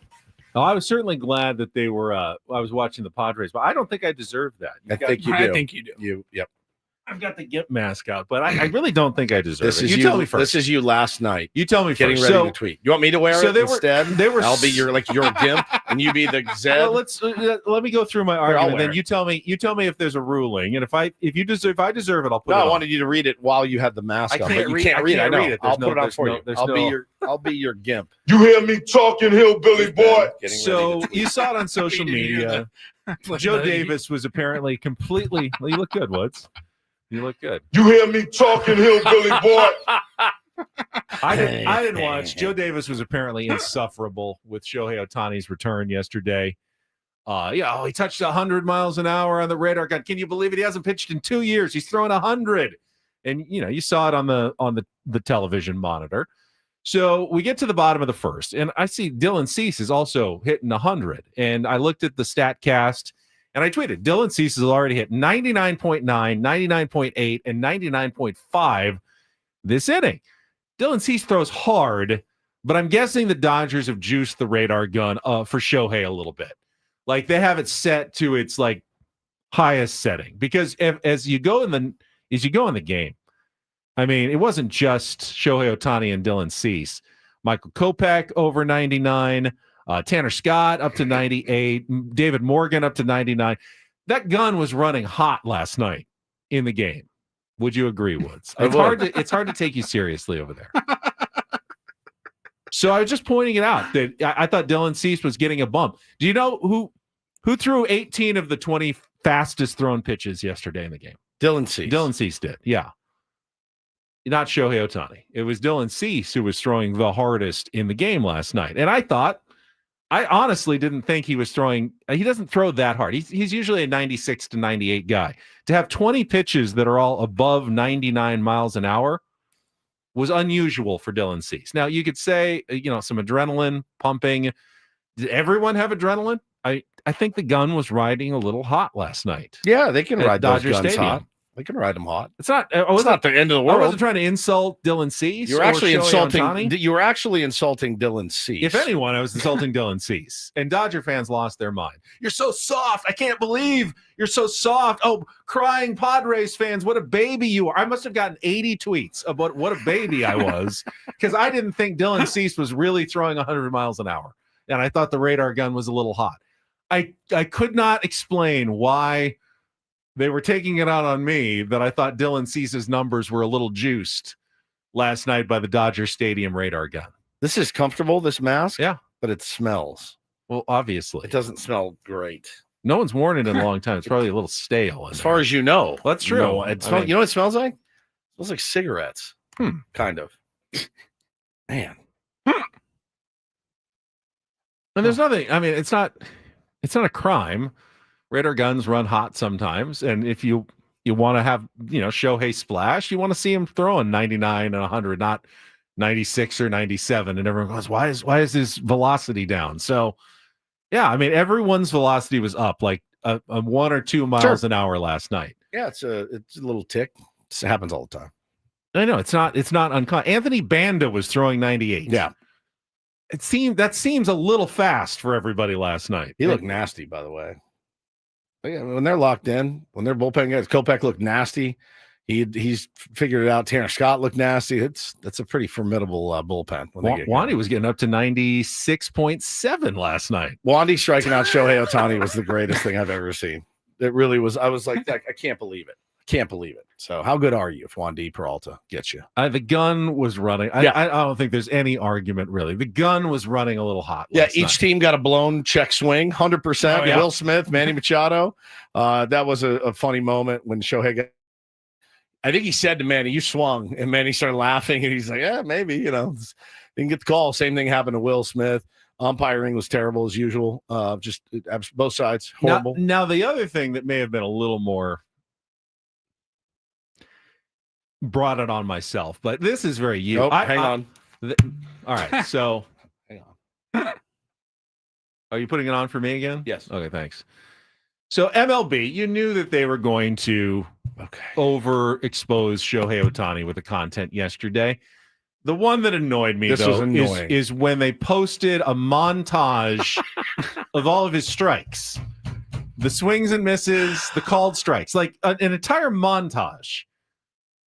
From the first inning, a first inning in which he didn't strike out any batter. Struck out no one. He gave up 2 hits and a run, didn't strike out a single batter. And what we got from Major League Baseball was a montage of swings and misses from the every single one that the Padres had in the course of an inning. None of them for strike 3. And so I quote tweeted that one. I said, "Wow, he must have had a ton of strikeouts." So if you just put like me, I'm so proud of you. If you put up a video like that. Yeah, you're making the implication. If someone is just looking, they didn't watch the game, but they're seeing this video from Shohei, you're probably thinking, oh, what did he do? 6 innings, 11 strikeouts. I mean, he pitched an inning. He didn't strike anybody out. And the only thing we got was a montage of him throwing strikes to the Padres. Bro, the pitcher's graphic after the game, the 1 inning pitch, I was dead. I was like, they're doing this on purpose. Graphic, 1 inning pitched, 1 run. They didn't post his ERA because that would have been 9. I was crying laughing. And again, Dodgers fans went in on me. Salty Padres fan. I wasn't even mad at Shohei or the Dodgers. I'm mad at Major League Baseball. There's plenty of good Shohei content that you can post. He provides you with tons of content, amazing swings. So does his dog. All the time. You don't have to invent strike 1 as content. Strike 1 is not content.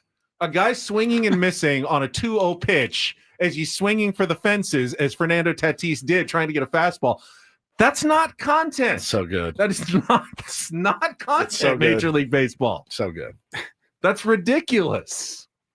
Well, listen, at the end of the day, you lost that game, and you need to figure out a way to combat that bullpen game that they're going to throw at you today. I don't know. I don't know how Dave's going to deploy it. Every time he says he's going to do something, it's something totally different. You can't do it every day. You can't do that. You can't have, I would doubt very much that you would see Banda, Kasperius, Kopech, right? Like those guys are probably off the Padres table. can't use Adam and Morejon and Suarez every single day. I would assume the same rules apply to the Dodgers, that they can't use the back end of their bullpen every single day against the Padres. Are they going to run Ohtani out there in like 3 more days when he's ready for his next No, bullpen? so they said they're going to do.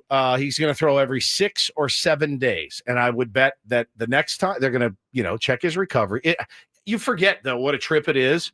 You forget. It's been so long. You forget what a trip it is to watch him walk off the mound, then have to run into the dugout, get his gear on, and go hit first.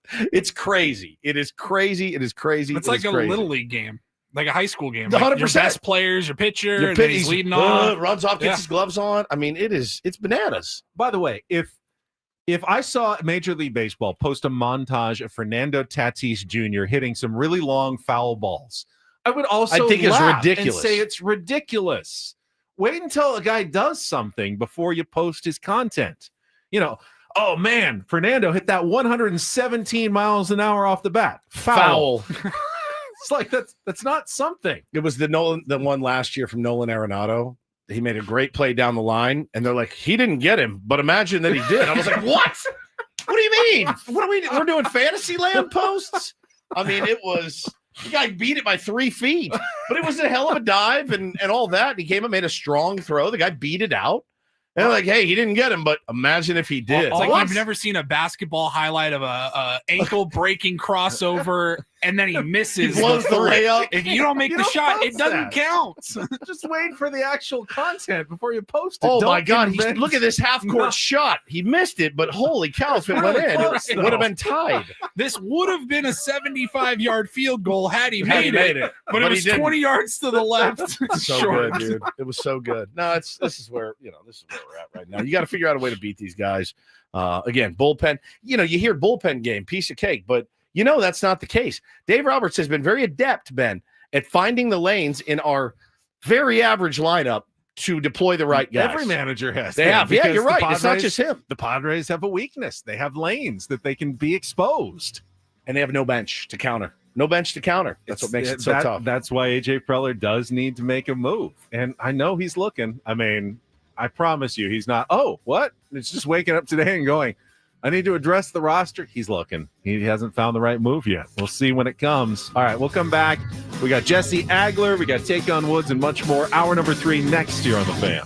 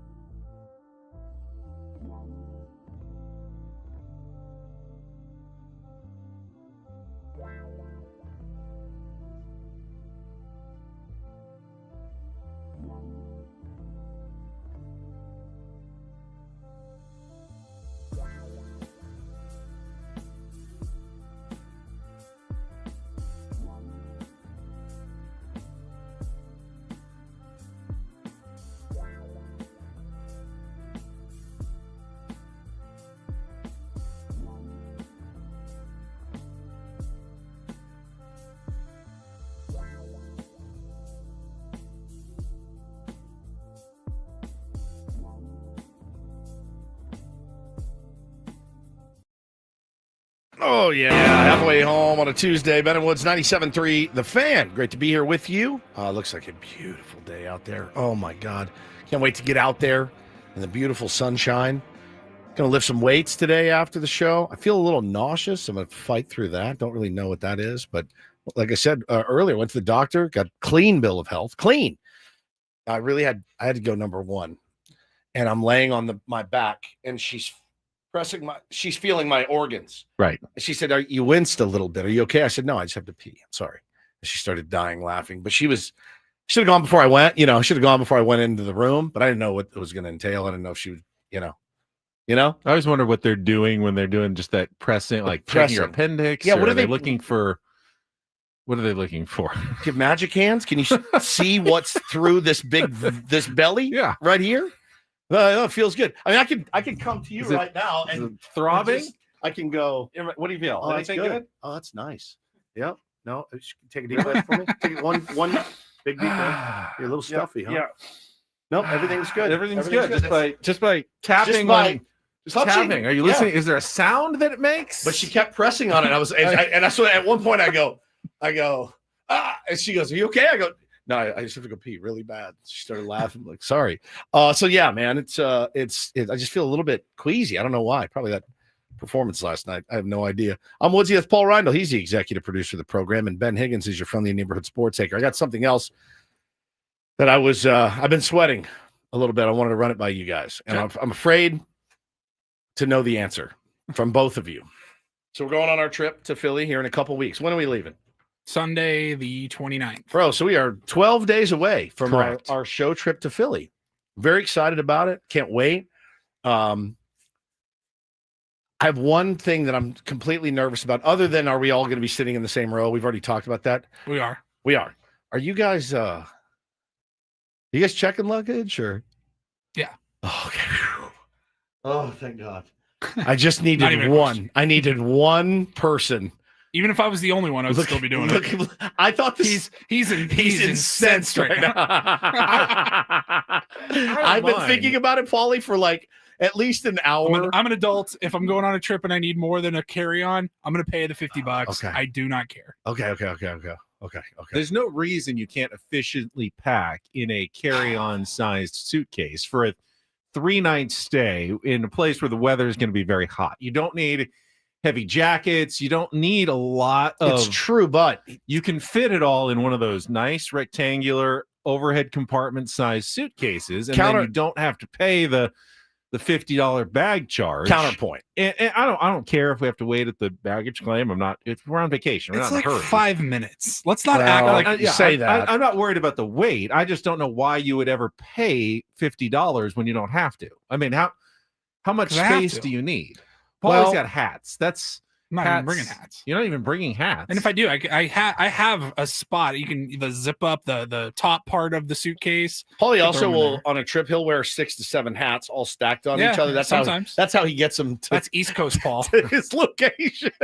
Bro, what are you doing? Oh, this is how I get my hats where I'm going. Well, people will wear like multiple jackets. Yeah, because dude. they don't have room in their carry-on, so they just wear them. Shoes more than hats. You only if you're bringing a carry-on, you better be only bringing one pair of shoes. And so the hard part is for me is yes, you just mentioned it's going to be hot, but man, when it's hot, there's no washer and dryer, so you need like 3 changes. We're going to nice dinners. Yeah, we're not going to crap dinners where we can wear the shorts and t-shirts we wore running up the Rocky Steps. You got to have a different. I hate the word outfit. You have to have a different outfit for every single day. Fit of the day. TD. Outfit of the day. You have to have a new one. So it does take, and then for that, you have different shoes that you wear. The shoes are what gets me. Oh, especially if you need like nice shoes for dinner. Nice shoes for dinner. You're not walking around all day in those. Right. I'm an overpacker. I will admit it fully. I will pack way too much. I'm bringing a full-size suitcase and a carry-on. Okay. The carry-on may be empty. I'm going to fill it with cheese steaks. Sandwiches. Bring them all back. 3 days. 3 days. 3 days. I'll have a carry-on, just my backpack. And a suitcase. Yeah. But I'll check it. You'll check the suitcase and you'll have the carry-on. No. Because you're bringing a lot of smoke. I will bring a carry-on, put above, for 3 and days. you get a backpack. Oh, you're doing item. that much? That's a lot. Well, I like my my backpack's gonna have my headphones and my iPad in it. Your backpack. But what about what are you bringing to put You above? get a carry. That's a carry-on. Yeah, I know. What are you the putting backpack in that is a one? person. I don't the carry-on. But what's in it? Extra clothes. A whole suitcase that you check, a carry-on that you pack, and a backpack? That's too much. See, now I don't like bringing both the carry-on and the personal item because then the personal item has to go in the seat in front of you. And that impacts my foot space because I need to stick my feet under the seat in front of me because I'm very tall. And if I've got a bag under there, then I don't really have the room for it. So I just want the one carry-on that goes in the overhead bin. If you want, you can turn to the side. We can lift the armrest up and you can just rest your feet on me and Paulie. Like at minimum, I'm bringing the big suitcase. That's getting checked. $50 gone. Right. And then, yeah, if I need the second space, I'll bring I got the smaller, the sure. carry-on I size. know what it is. I just feel like that's overkill. Maybe, but you get the personal item. Like I plan on putting the backpack down at my feet anyway. Now, are you filling it with gifts? Because that's something that you do. I don't. Maybe. You always want to have a little bit of space. Yeah, to bring you need some stuff space. home. But like I don't ever put my backpack or like Megan has a big bag, a purse or whatever. Apparently, we don't put that up above because like you need to get stuff out. Apparently, Jax in the chat is a literal hobo. He said backpack and fanny pack all you need for 5 days. That's how hobos travel. Scarf on a stick. Dude, bro, there's no chance. There's no chance I could get through 3 days in Philly with a backpack and a fanny pack. There's no way. Tie a scarf to the end of the stick, throw it over your shoulder with all your belongings. So good. I've been stressing it. I'm glad to know that you're down to check. I assumed you were going to be packing at least I'm one used bag. to checking because when I travel, it's often for golf, and you have to check golf clubs. So I'm used to waiting at the baggage claim, but then especially I'm not going to check a second bag because then they charge you even more for the second bag. The first bag's like 40 or 50. The second bag's like 70. It's like I'm not paying. Like the flight was almost $120. I'm not paying another $120 just to get my bags there as well. Jax, part of the cost of traveling now. Jack says it's called minimalistic living, my guys. I get it. I wish I was better at it. I'm not. You nailed it with the weather. Like you need at least 3 pairs of drawers per day. How many pairs of underwear are you bringing? I'm bringing. If you say 3. I'm bringing 9. On this I don't bring 4 or 5, but underwear takes no spot at all. I know. Bring one pair of long pants for like multiple dinners. I will rewear the pants for dinner. Even what if we go to Delilah's? You gonna wear those pants the next night? I wouldn't. Oh my god! Why don't you bring 2? Do me a favor, actually. I don't want you in those pants the next day. I would like you to bring 2. Can I not wear shorts? I've got some. I will buy you pants if you only bring one. I've got some loose jogging pants that I'd like you to wear. Actually, they're gray, and you're gonna love it, and you're gonna fit right in.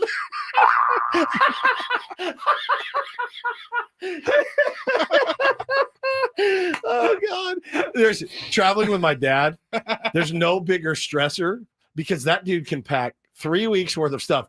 And I think he fits golf clubs in his overhead. Somehow he packs everything. He never has to check anything. And you travel him, he looks at you. He's like, "What do you got?" I'm like, "This." And he's like, "You just see."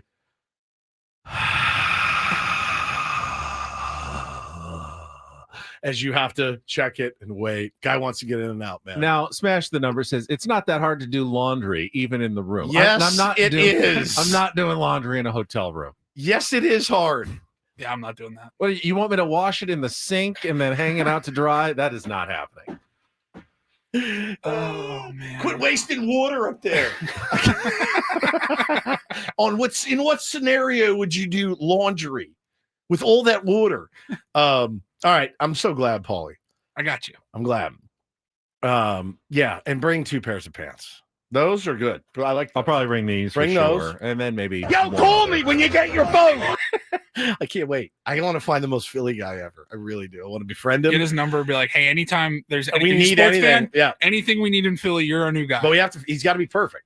He's got to be. I'll buy all his beers, whatever he wants. But I need him to be our guy. Oh, while you guys are waiting at the baggage claim, I'll get to the hotel early and I'll get us all checked in. Yeah, get us all dialed in. I'll take the train. Mm-hmm. You guys can meet me and take your. Can we race? Can we amazing take the race train it? with no checked luggage and you get the head start off the plane? We have to guys go get our wait luggage. and you do the Uber. Then get the Uber. I will bet you money we still beat you there. All right, let's do the amazing race. Ben and Woods version. I'm so in. Don't go to. I saw this area called Kensington. Very scary. We may have to walk on the outskirts of it to see it, but it's very scary. Scary, like fentanyl zombies running around. Like it's gnarly. Kensington and San Diego is It's very nice. Very nice. Very nice. It's totally different. All right, I like this. I like this amazing race, Ben and Woods. You do video of yourself. We'll do video of us. Then we'll merge it together for the tier ones. I want to miss you guys that week, though. We're going to be off the air that week. What are you guys going to do without us? Hopefully, you'll be on vacation too. I saw one of our tier ones is having heart surgery on the day we go for a trip. We're gone, yeah. I fully expect to have it when we get back. It's a good time if you have any surgeries or anything you need to take care of, so you miss less Ben and Woods. That's true. Week. That's true. We wish you very well. Happy Gilmore having heart surgery during your guys' trip. Happy.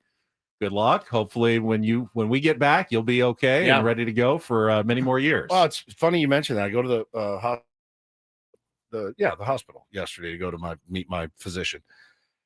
I get in the elevator and the guy goes, "Woodsy?" I go, "Yeah."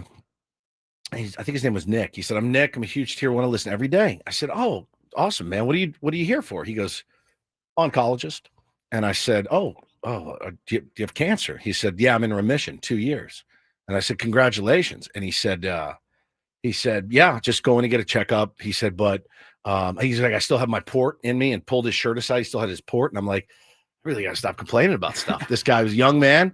It looks great and super, super nice cat. And, count your blessings, right? The guy was an absolute beast and loves our show, says he listens every day. So shout out to Nick, thinking about you, and hopefully that appointment went well. He said, "These are the appointments I enjoy going to because I've been in remission and, get a little nervous. I'm over here worrying about my cholesterol, and Nick's got a port in his chest." So good perspective for your old pal Woodsy yesterday. Absolutely. And keep fighting the good fight and hopefully staying in remission. That's right. Before we go to break, these Dodgers fans just I don't even think this is a Dodgers fan. Get the mask. My tweet has gone around. Are you putting it back on for me? This tweet about you Shohei. Can't just transition with, and then these Dodgers fans in my mentions again. MLB again showing Shohei Ohtani's swings and misses from the first inning. And I tweet about that. This is from Alec Boehm MVP Watch. Okay, so it's a Phillies. By the way, it's not going that well. He has 5 followers. It says Shohei brings millions of extra eyeballs to the game and billions of extra dollars. It's fascinating to me when a sports writer, I'm not a writer, but that's fine, wants to diminish what he's doing when it's literally keeping his paycheck safe. I'm not trying to diminish Shohei at all. He didn't do anything. That's my point. Well, the thing I've always loved about sports writers is that they never criticize the teams, ever. They never criticize any teams. What is he talking about? Diminish. I can't even talk with this thing on.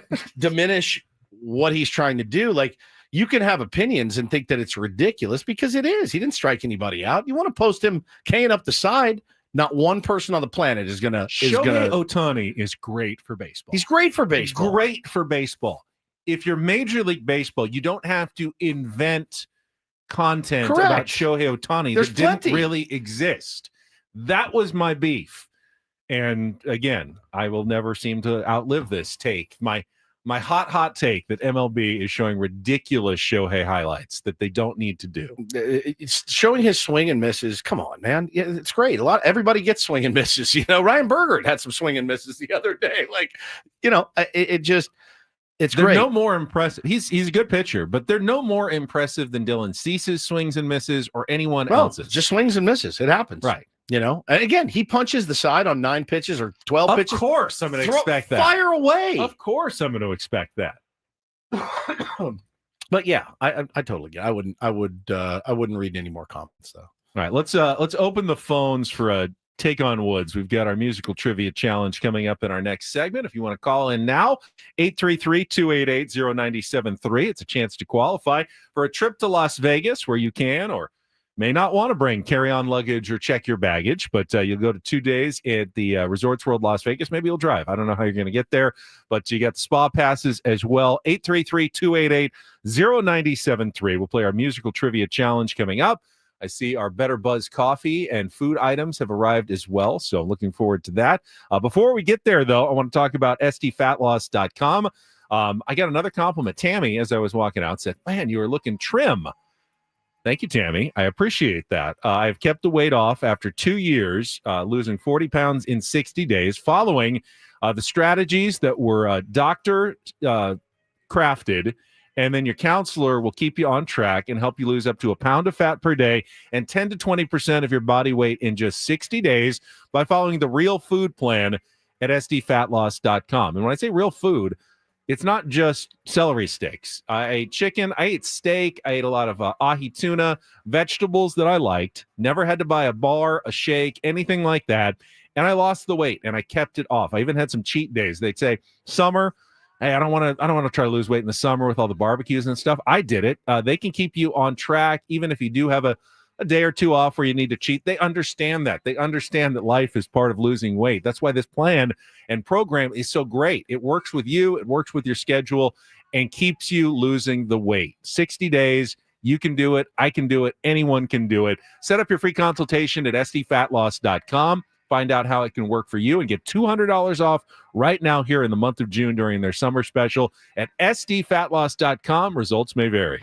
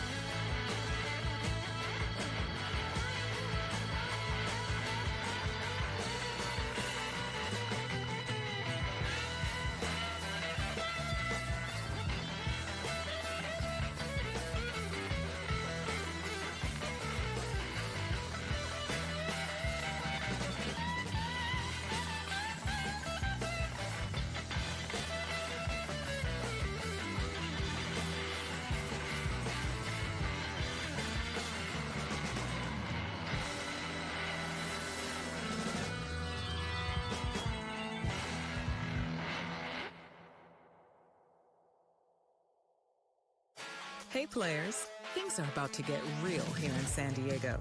Introducing the all-new Jamul Casino Resort. With a 200-room hotel tower, exciting new eats and drinks, plenty of new places to play, and a luxe spa and salon. Hello, rooftop pool and deck. It's where players can play their hearts out and enjoy all the perks that come with it. It gets real this summer at the all-new Jamul Casino Resort, the players' place.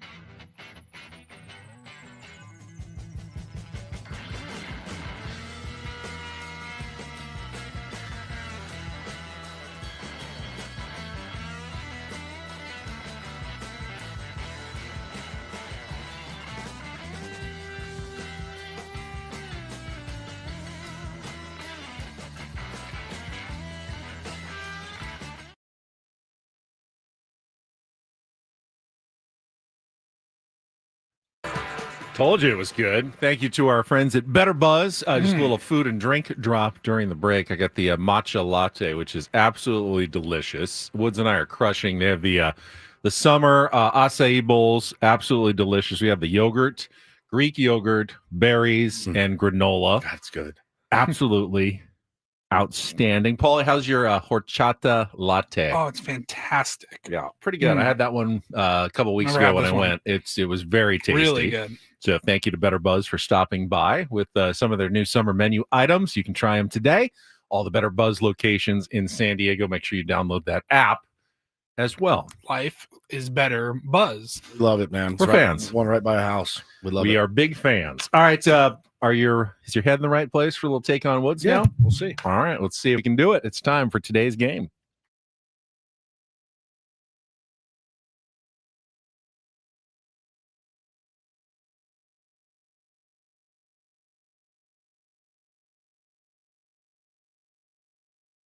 I'm chewing.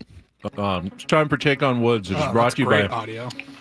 Bay Alarm, security and fire alarms for every business. We got you. I thought I had more than like 10 seconds. No, it's a short intro. All right, let's see. We got, is this Doug? Hey. Doug. Welcome to Take on Woods. You got a chance today to qualify. How you guys doing? We're good. Qualify for our grand prize drawing at the end of the month. It is a trip to Las Vegas, a 2-night stay at Resorts World, 2 spa passes, and food and beverage credit at any of their 5 pools. They're elevated, huge pool complex, and the Awana Spa, the largest co-ed spa facilities in Las Vegas. To book your summer stay, just visit rwlasvegas.com. But to qualify, you need to beat or tie Woods, and it isn't easy in our musical trivia challenge. Here are the categories to choose from. We have Across to Bear, 5 song titles and artists that include the word cross. I Know That Dude, 5 song titles that are one-word guy names. And our new category today, Loose Change, 5 song titles that include the word change. So, Across to Bear, I Know That Dude, or Loose Change. Doug, what's it going to be? Let's go with Loose Change. Going with the new category today. All right, Take on Woods today. We have 5 song titles that all include the word change. You'll have 60 seconds to answer as many of the 5 as you can. If you don't know one, say pass. We'll come back to it if there's time left at the end of the clock. First question, Paulie is queuing it up. It is our 2-second song. You'll get a little bit of music. You need to give me that song title and the artist to score that point. Doug, are you ready to play? Let's try this. Doug. All right, 60 seconds on the clock. Doug, your time begins when Paul plays our music. The category again, Loose Change. Good luck, Doug. Let's take on Woods. Winds of Change, Scorpion. Correct. Eric Clapton swept the Song of the Year, Record of the Year, and Best Male Pop Vocal Performance at the 1997 Grammys for which aspirational hit? Pass. Come Gather Round People Wherever You Roam is the first line of which seminal 1964 title track by Bob Dylan? Pass. John Mayer tackled global politics but decided he couldn't do much about it, in which Grammy-winning single from 2007? Which breezy 1979 yacht rock staple by Little River Band was chosen as one of the top 30 Australian songs of all time? Pass. Eric Clapton swept the Song of the Year, Record of the Year, and Best Male Pop Vocal Performance at the 1997 Grammys for which aspirational hit? Oh, let me think. You did get the one. You got Winds of Change by the Scorpions. That was Change the World by Eric Clapton. The Times They Are A-Changin' by Bob Dylan. Waiting on the World to Change by John Mayer. And Cool Change by Little River Band. All right, let's bring Woods in. Doug, hang on the line. See if your score can hold up. Woods doesn't get the category. Gets 60 seconds on the clock. Woods, your time begins when Paul plays the music. Good luck. Let's take on Doug. Winds of Change, Scorpions. Correct. Eric Clapton swept the Song of the Year, Record of the Year, and Best Male Pop Vocal Performance at the 1997 Grammys for which aspirational hit? Waiting on a Change? Incorrect. Come Gather Round People Wherever You Roam is the first line of which seminal 1964 title track by Bob Dylan? blowing in the wind. Incorrect. John Mayer tackled global politics, but decided he couldn't do much about it, in which Grammy-winning single from 2007.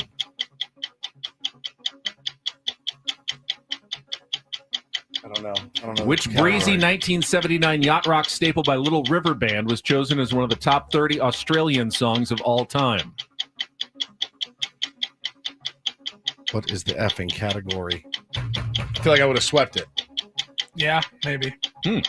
This is a surprise. Change or taint? I have no idea. Change is the word. You got that, but you didn't Is get it change? It is change. Wind of change. Hey, Doug, 1-1 is good enough. You both got the 2-second song, and you both fell flat. Pathetic. Change the World by Eric Clapton. Okay. The Times They Are Changing by Bob Dylan. Okay. Waiting on the World to Change Waiting on the world to change. by John Mayer. And Kill Cool me. Change by Little River Band. Do I? I don't know if you know that one or not, but it doesn't matter, Doug. Congratulations. Doug. Stay on the line. Paulie's going to get your information. You have qualified for our grand prize drawing. Guess at my the head end of the wasn't month. right. Apparently not. Eat some more of the yogurt bowl. Have some more better buzz. All right, we're going to take a break. We need an incorporator word because Jesse is joining us next from Los Angeles, where the Padres will continue their series against the Dodgers tonight. The voice of the Padres, Jesse Agler, coming up next with Ben and Woods on San Diego's #1 sports station, 97.3 The Fan. Real quick, gang, let me tell you, if you're a homeowner right now, listen up. If you're maxed out on credit cards, struggling with high-interest debt, you can pay it all off in days with Loan Pronto's Rapid Equity Loan. Get cash out now without touching your low-rate first mortgage. No appraisals, no waiting, no BS. The Rapid Equity Loan Program at Loan Pronto is amazing. One client just got $300,000 approved in under 24 hours, paid off debt, renovated their kitchen, cut their monthly expenses by $1,800. That's a big turnaround. Instant approvals, low rates, no hard credit pull. Your home's equity is yours. Use it. Get cash out to consolidate your debt down to one easy, low monthly payment. Call Loan Pronto now for a free instant appraisal for your home. See how much cash you can get out today. They are A+ rated by the Better Business Bureau. They have nearly 2,500 5-star Google reviews. Service off the charts. Call now. Get the conversation going. 619-207-4336 or go to loanpronto.com. 619-207-4336. Get debt relief now. Loanpronto.com. Equal housing lender. NMLS 1661781. On approved credit. NMLSconsumeraccess.org.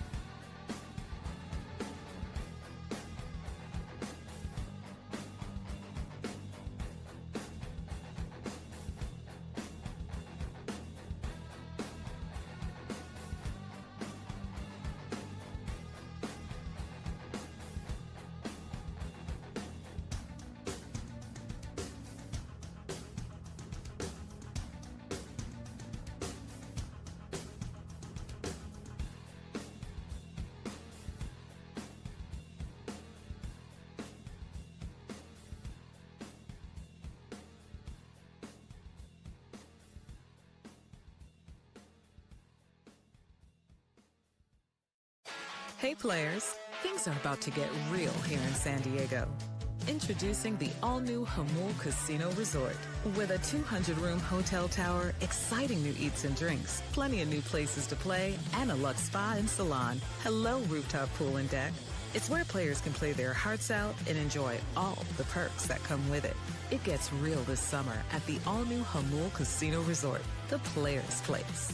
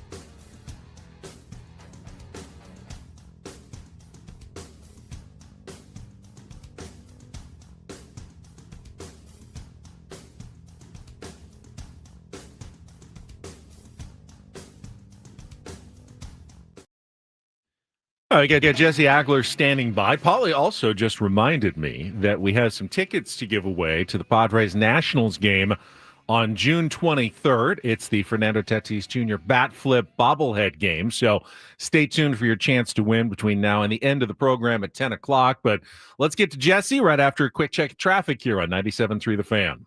From the 855 Get Ross Traffic Center, protecting San Diego after accidents or injury, here's Kelly Danick. Traffic is sponsored by Valvoline Instant Oil Change, your 15-minute drive through oil change. Got a few problems here, guys. Northbound at 5 before 6th Avenue, a collision involving a motorcycle. It's in the center divide. Also, traveling on westbound King Freeway before 25th Street, crashed over the right shoulder. Also got a collision in the clearing stage in the North County, eastbound 78 past Nordall Road. That's over the right shoulder. San Diego summers mean beach days, road trips, ball games. Make sure your ride's ready with Valvoline Instant Oil Change. Drive in, stay in your car, and be done in about 15 minutes. No appointment needed. For coupons, visit SoCalOilChange.com. I'm Kelly Danick with Ben & Woods, San Diego's #1 sports station, 97.3 The Fan. And joining us right now from Los Angeles, California, Padres and Dodgers continuing their 4-game series tonight. From Chavez Ravine, the voice of the Padres, Jesse Agler, is with us. And if you were listening to the broadcast last night, you heard a little bit of a switch. Jesse working with Mud Grant this series. Now, I know you love working with Tony, Jesse, but is it fun to shake it up a little bit and get a chance to spend a few hours with Mudcat? Of course. We're lucky. We've got, pretty much best in the biz across the board on our little broadcast team. So it's kind of easy to mix and match. We all get along very well. We all know each other very well. I think there's chemistry really no matter how you pair it up.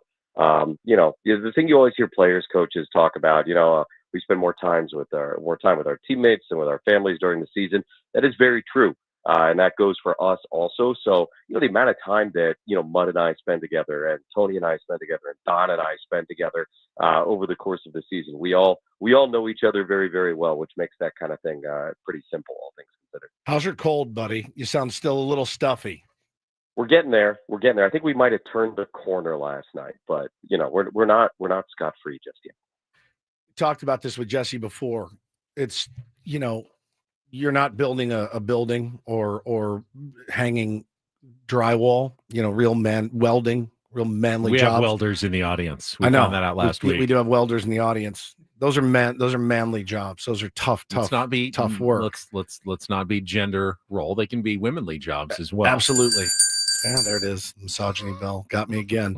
But the broadcasting with a cold, I'm going to throw it up there. It's really, really difficult to do. It really is difficult to do when you don't feel good. I'm nauseous right now. I'm going to throw up at any second. Mining, oil drilling, mining, oil welding, drilling, yes. and broadcasting with a cold. Yeah. It's right up there, Jesse. Agreed? I had the little mining flashlight on last night just to kind of remind myself. Yeah, it's miserable, and it's so stupid because it's such a small little thing at the end of the day. And yeah, it's like, the other thing is with like a big game and a loud environment, which we had last night, obviously. It's like, I'm just in fear the entire game. Like if there's a big hit and a big moment, like I could lose it at any second. Like that could be the last thing you hear me say for a week, it's like the voice could go. So it definitely sounds absurd within the context of real people with real jobs. But for what we do, it's about as bad. And it's so silly. It's the common cold. Like how have we not figured this out? Got to figure it out. Jesse, I'm going to say something complimentary of Dodgers fans, which we don't do very often, but I was impressed. I were pretty much all there for the first pitch last night. Yes. Usually impossible, but they made it happen to see. They knew they had a limited chance to see Ohtani on the mound, and they got there, and it made for, as you said, a pretty electric atmosphere for a Monday night in June. It was a lot of fun. It was, just you kind of knew that this was like the place to be, and this was, the game of the night. And, it really did feel like the eyes of the baseball world were all on Dodger Stadium. And a lot of those eyes would have been there, obviously, even without the Ohtani piece. But you add that in. And look, you said, at the beginning of the game, I'll tell you what, man, Mudd and I looked at each other maybe 40 minutes before first pitch, and the place was kind of packed. And that's unusual anywhere, but particularly, here with the well-earned reputation and the traffic. But I mean, it was legit. So definitely, hats off. Everybody was there. They wanted to see it. And the Padres went out in that first inning and spoiled the party a little bit. It was cool. It was just, there's 162 games, and even the biggest ones, you never quite know how it's going to go. But like the expectation and the energy was there, and it definitely made for a cool night. Yeah, and it was wild. Talking to Jesse Agler here on Ben and Woods this morning. Wild to see. I mean, the guy hadn't pitched in 2 years, so you knew he was going to have some rust, right? The stuff looked really, really good. But honestly, like going out, throwing up a run off there in the first, I wasn't beating my chest about it, but I went, all right, that went about as good as you could ask for if you're a San Diego Padre. And I think with Shohei Ohtani and Dodger fans too, he got out of there unscathed, basically. He got out of there healthy. The stuff looked firm, nasty, like kind of a win-win for both. Yeah, I think, definitely from the Padre perspective, you ripped off the Superman cape right away. There was no intimidation. There was no fear. And they went out there and they executed against him like he was anybody else, which certainly makes you feel good moving forward. But you're right. From the Dodger perspective, the box was checked.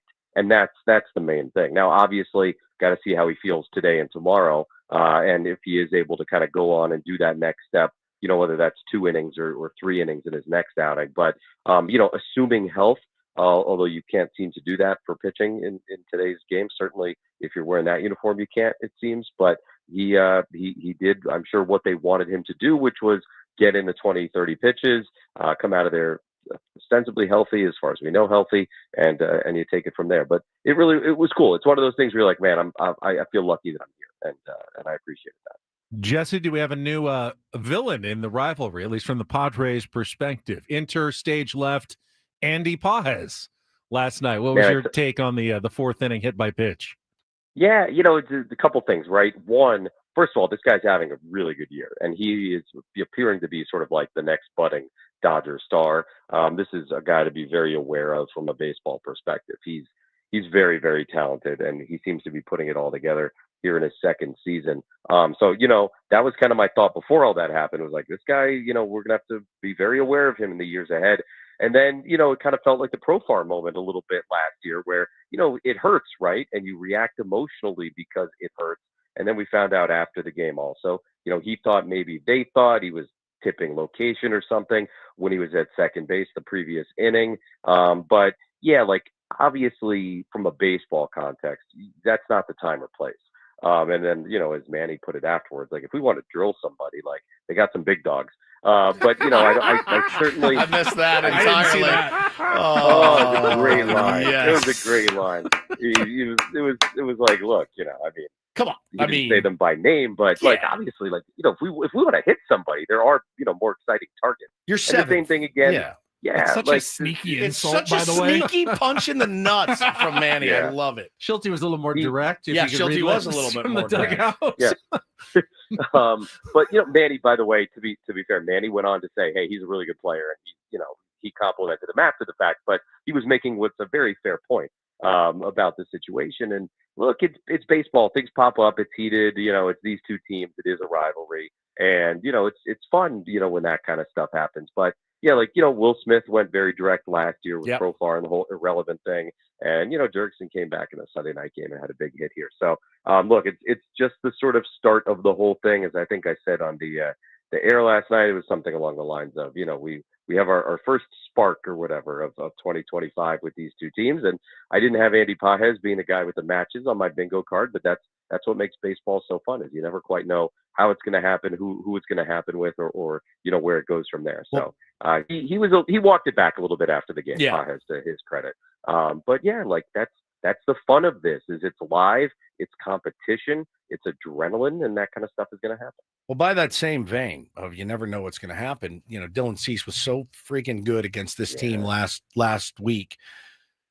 And when he came out, you're like, okay, so he's found it. He's got it. Like, he's locked in, troubles behind. Everyone's going to run into a walk or a home run every now and then. But Dylan Cease is locked in. And, I think he was victim of a little bit of bad luck, a couple of 80-mile-an-hour soft liners. But the unraveling, the snowball effect was just hard to get back from, because that lineup is so deep.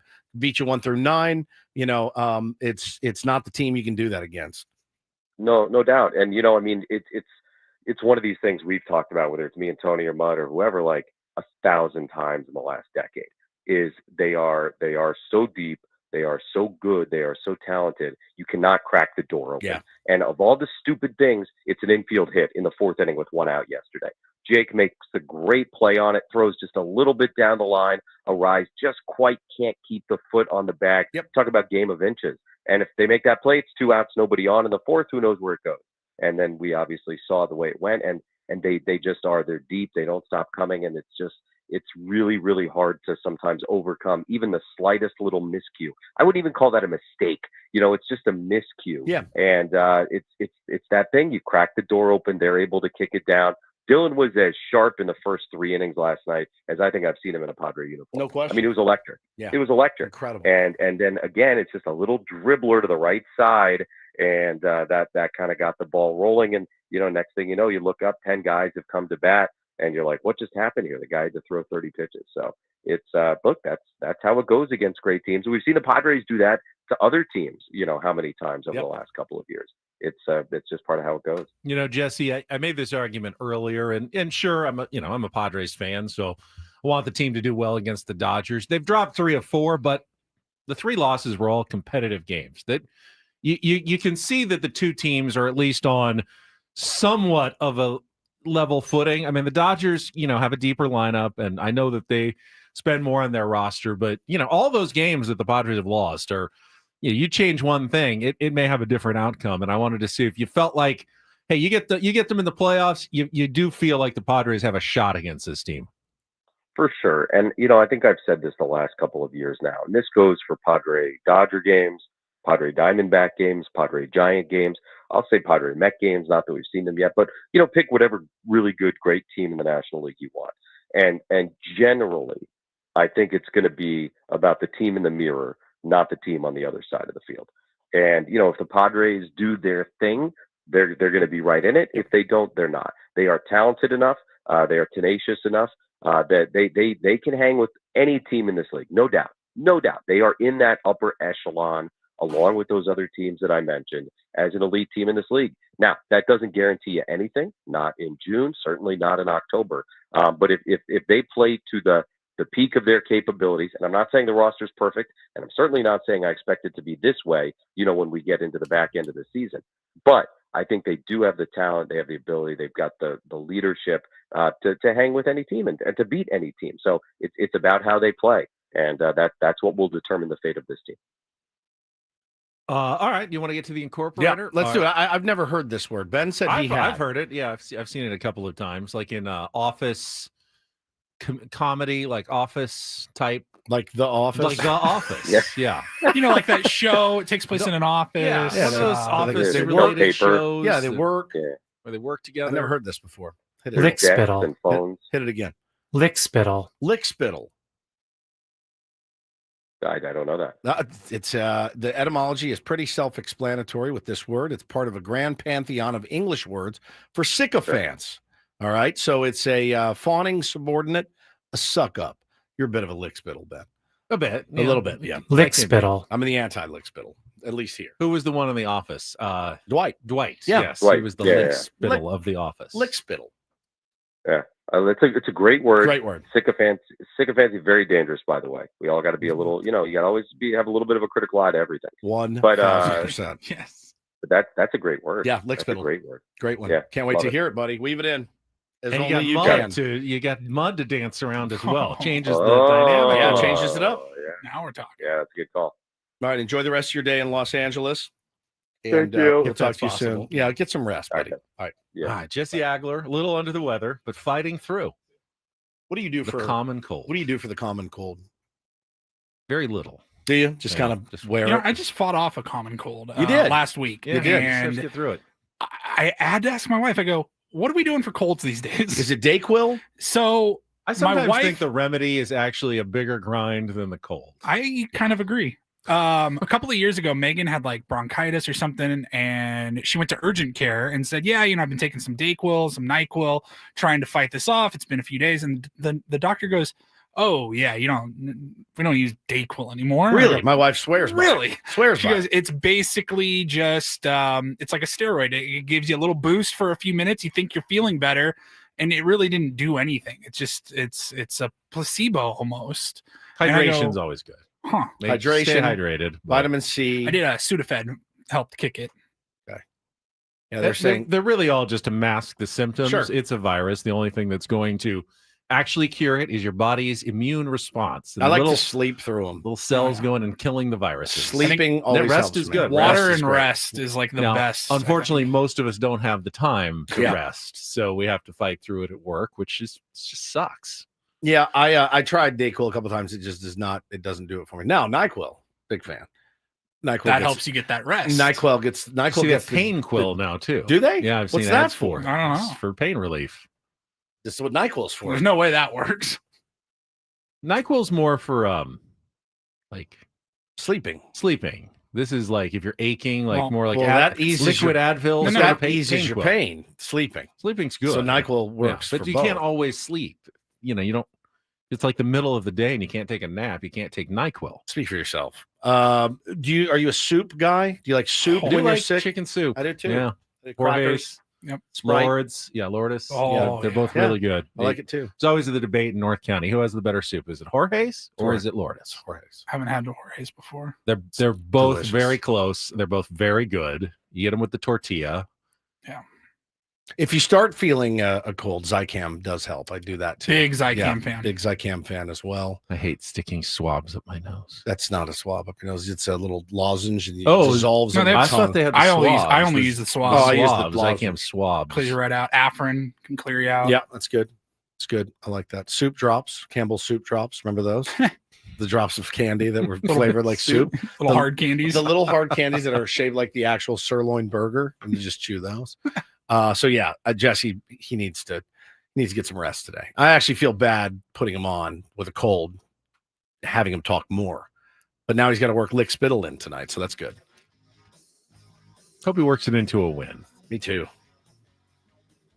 Tread the water. I know you said no. It's not fun to watch a team tread It's water, not but fun to watch him drown, or it's fun to watch him swim. win today. You're treading more water. Yeah. Again. You Hey, can I'll kill for it. That's You what know, we're looking for. All right, final hour coming up. Paulie's got some round the report headlines as we get closer into crowning a champion in the NBA and the NHL, and more with Ben and Woods on 97.3 The Fan.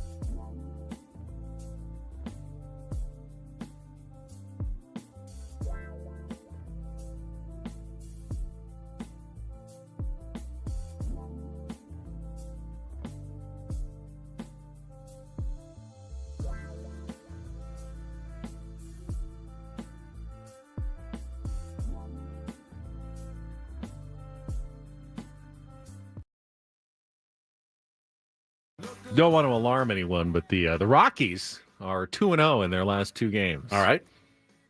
That's all we need is them nipping at our heels. 6-4. Can I get interest you in a Hunter Goodman? Yes. 2 home runs. In a heartbeat. It'd probably be the biggest acquisition you can make right now from that team. In a heartbeat. Why would they trade him, though? No. You know? Mickey Moniak hit another home run. Did he? They got him for nothing. Nothing. From the Angels. They just picked him up. How's he doing? He's doing, okay. He's playing at Coors Field. Let's see. His numbers right now. I don't know if you know this, but he's a hometown kid, Ben. He certainly is. La Costa Canyon High School. Let's bring them all in. 237, 8 home runs, 751 OPS, which is he's starting left fielder. It's about 500 points higher than what most Padres left fielders have given you this season. Yeah, I feel bad for Gavin Sheets, man. You know, a couple instances last night. He's just not a left fielder. It's not even his fault. Guy's given everything he's got out there, busting his tail. Hasn't hurt himself in recent games. Almost took Tyler Wade out yesterday. Did. Oh my Now, Wade God. was partly like, I can't find it. Yeah, he wanted him. And then he go, wait, I got it. Oh. Stay away. It's like, please don't run me over. It's not his fault. It's really not. The guy is doing everything you could ask for. He's hitting with power, and he's going out and saying, if you need me in left field, I'll go play left field. And, there's balls he can't get to, Ben. There's reads he can't make. He's not a true left fielder, but he's giving you everything he's got. It's not on him at all. It's on, the team for not having a left fielder that's capable of playing and hitting and, being more of a complete player. So, yeah, man, I think you got to look at any option you can find right now. The Phillies had gone through a bit of a skid, got swept by the Pirates recently, but they're back on track. Won their 5th in a row yesterday, beat the Marlins 5-2. Rays over the Orioles. Rays are red hot. They have the best record in baseball and the best offense in baseball over the last 2+ weeks. They're now 40-32. They beat the Orioles 7-1 for their 4th straight win. The Angels, that was a wild one. 11 innings. 1-0 over the Yankees. Yeah, saw that. Saw the end of that. Nolan Crazy. Shanuel RBI double in the top of the 11th. Pitchers duel between Jose Soriano and Clark Schmidt. No one could get a run across until the 11th inning. And then finally, the Red Sox did win again. They did, 2-0. After despite all the drama with the Rafael Devers trade and all the pieces and criticism of Craig Breslow, they got a great pitching performance from Lucas Giolito. 6 innings, 3 hits, 10 strikeouts, and Roman Anthony hit his first career home run in a 2-0 win over the Seattle Mariners on the road. So it's weird because with all this going on, the Red Sox are actually now one of the hotter teams in the American League at the moment. Maybe Craig Breslow was right. Maybe they will be better off without Rafi Devers. You never know, but sometimes you know. They're going to be counting on a tremendous amount of young players, men, to help carry this team. And not to say that it can't be done, certainly, but Devers will make his debut tonight against the Guardians. Looking forward to seeing what that freak does over here in our division. So, yeah, man, teams are getting better. It's time to get better. Padres, meanwhile, will send Randy Vasquez to the mound. Still no pitcher, I believe, announced for the LA Dodgers for Game 2 of the series. We do know the pitching matchups for the final 2 games. Tomorrow is going to be Olek against Emmett Sheehan, hard-throwing right-hander for the Dodgers. And then on Thursday, it'll be Ryan Burgard against Yoshinobu Yamamoto in the getaway day 7-10 night game on Thursday, as they all are in this series. That a sigh of confidence over there? That was a deep, deep sigh of confidence and Yamamoto struggled his last couple times out, I believe. He was not great last time, but he was really good the last time he faced the Padres. Yeah, I'd say so. I remember correctly. I'd say so. So remember tonight, guys. This is the same Randy Vasquez that I heard people freaking out last week that he got pulled after how many pitches was he at? 70 pitches Something like that, ish, but he'd gone through the lineup twice. You're going to have a rested bullpen tonight. You didn't use your high leverage guys last night.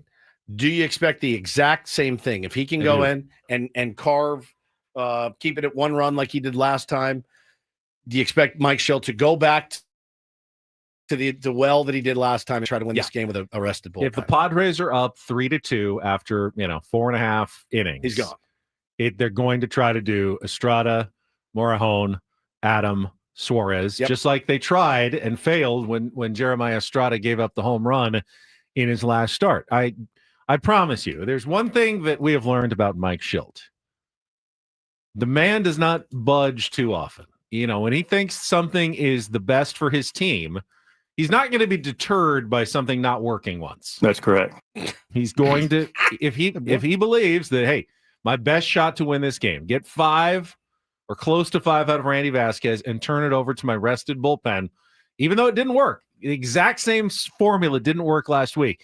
He's not going to care about the results. He's going to care about what he thinks is the correct process for his team. So, yeah, I fully expect the same thing. Now, if you're not winning, that's a different that changes the equation. But if Randy Vasquez is up, yeah, I certainly think that's what we're going to see tonight. Yeah, I would imagine. You kind of saw it playing out last night. And again, the guys, hung around a little bit, made it, I don't want to say interesting, but semi-interesting with a couple opportunities to score runs late. They didn't get the job done there, but he did not have to go to Morejon, Adam, Suarez, or Estrada. So leading me to believe that tonight, hey, Randy, assignment's the same. Do what you did last time. Hold them to 1 run. We'll see what we can do. Now, the Dodgers did use a bunch of their bullpen. Now, the back-end guys didn't throw a lot of pitches. Vesey only threw 8, Kopech threw 11, Scott threw 7, and Yates threw 10. Yeah. They're also on a stretch of, I think, almost exactly the same as the Padres, they like have 26 and 27 days. Yep. So they also have to be cautious with their bullpen use. I'm not entirely sure how many pitches they had thrown over the weekend against the Giants and what their actual situation of rest is. Exactual. That's a really good word. Exactual. It's made up a word. The actual exact number. The exactual number. But you've got to figure that Dave Roberts is going to at least be somewhat cautious in terms of who he can bring back and who is available for him tonight as well. Am I guessing that this is going to be the Matt Sauer, Justin Robleski? They sent him back, didn't? No, I think he's up. Is he still up there? I think he's still up. Yeah. So I don't know. Did he ever go back down? Do what? Did he ever go down after that? I don't think so. Performance you saw on Tuesday night? I don't think so. I mean, they can't use Kasparius and they can't use Ohtani, right? Who are 2 of their pitchers. Bonda threw over 20 pitches in the game as well. He had pitched on Saturday also, but not that much. So if they needed him for a lefty lane, it's possible they could bring him back. Vesia will be there for a lefty lane. Vesia again, he only threw a limited number of pitches yesterday. Yeah, we'll get the Lou Trevino, Sauer, Robleski scene tonight. Robleski is there for the lefty lane. I believe he's a lefty. But Vesia has thrown 2 days in a row, so this would be a 3rd day in a row. So they can't just willy-nilly go all of his guys. So he's got a kind of interesting conundrum in how he's going to get through the 9 innings. They could punt. I mean, they could end up punting again. Kike Day again. I would love that. All right. Put some money on maybe Kike is the opener. Turn things around a little bit. Now that would be very brazen. That would be one of the most brazen things I've ever seen. Get a couple from Kike, and if you're still in the game, then you go to your actual pitchers, and if not, Kike just wears it for 9 innings. It's literally not the worst idea I've ever heard. Guys throwing 42 miles an hour, getting everyone out off their timing, and then you bring in Trevino and Sauer throwing 96. You're like, oh, it's a terrible. Don't give him any ideas. He likes to get cute. You know that. His little mound visit bit last night, he's so cute. Everything he does is so cute. Just that stare down with the umpire. The stare down with the umpire is such a hard ass. But the cute, hey, go out and talk. You guys talk for 20 minutes.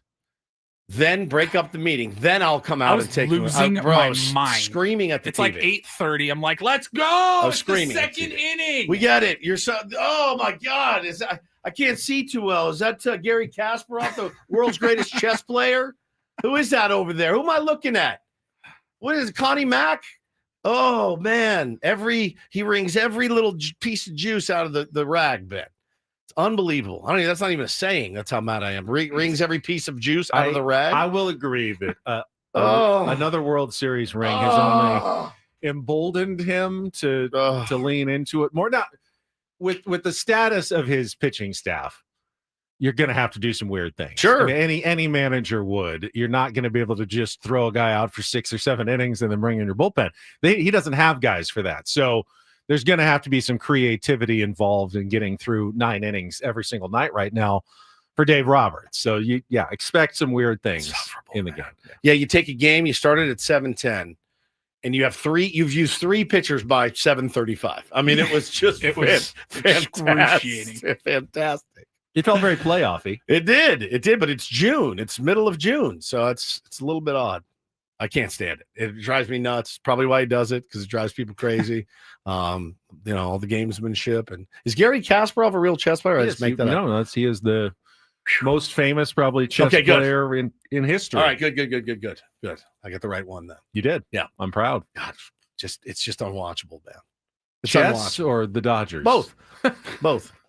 Absolutely both. I got a pitch that apparently like the World Backgammon Championships were taking place here in San Diego this weekend. Can I say that I've never played that backgammon? I have never played it at all? I got a set for Christmas. Used to have it at my grandparents' house when I was a kid, and it was I always used to out. know how to play. I got a set when I was a kid, and I remember I got it from my grandparents, and I was like, it looks kind of cool with the little discs and the long triangles on the board and the dice. But I was probably 12, and I was like, awesome. I did not want a Nintendo. You gotta get all your pieces into the house, but if you leave like one uncovered, then it can be stolen at the beginning. So you need to kind of double them up. I have no idea how to play anymore. I think I learned for like a minute. I was trying to figure out, and I knew a little bit at least how the game worked. Also had a cribbage board around that same time. Oh, with all the little cribbage. pegs? Cribbage pegs. Right. What was the one with the star and it had the little dips in it and it had like balls that you roll? Oh, that was Chinese checkers. Chinese checkers. Yeah. I had no idea how to play that either. I got that as a gift. Love that. I think our grandparents at Christmas would just go into Target or Walmart and be like, just get him board games. He's 12 and 13. He's 13 years old. He must love board games. Like, I like boobs. So I don't know what to tell you guys. I like video games and boobs and but yeah, I was getting backgammon and Chinese checkers and all that for my gifts. Dave Roberts may be playing Grandma. chess, but Mike Schilt, he's playing backgammon. He's playing Chinese checkers. Oh, it's so annoying. It really is. Even it would, if he was my manager that had won me a World Series, it would annoy me. I would be equal opportunity annoyed at Dave Roberts. He's annoying. All right, let's take a timeout. When we come back, we're going to give away some Padres tickets to the Fernando Tatis Jr. Bat Flip bobblehead game against the Nationals coming up later this month on the next homestand. Stay tuned for that and more. Our rival report ahead as well with Ben Woods on San Diego's #1 sports station, 97.3 The Fan. Before we get to traffic, though, Woods and I want to once again stress the importance of making a plan. And I mean a plan for when you're gone by going to trustandwill.com and answering some simple questions. And at the end of about 20 minutes, you are going to have some legal documents that will be sent to you that you can keep. It's either a will or a trust. You'll have it, and family can take that out if the need ever arises. That's exactly right. Just go to trustandwill.com. Use the code FAN, F-A-N, when you check out. Let's get this thing done. Let's get it knocked out. And then you forget about it. All right. 20% off when you enter the code FAN at trustandwill.com, and they'll ship you your estate documents for free. I've got the numbers. They always send them to me. About like 67% of estates end up in dispute if you don't do something. You don't want your family fighting about you when you're gone. This is a simple way to avoid all of that drama, and affordably as well, with no visit to a lawyer's office, billable hours, or anything like that. As Wood said, use the code FAN at checkout. Get 20% off. Free shipping of your estate documents at trustandwill.com. That's trustandwill.com.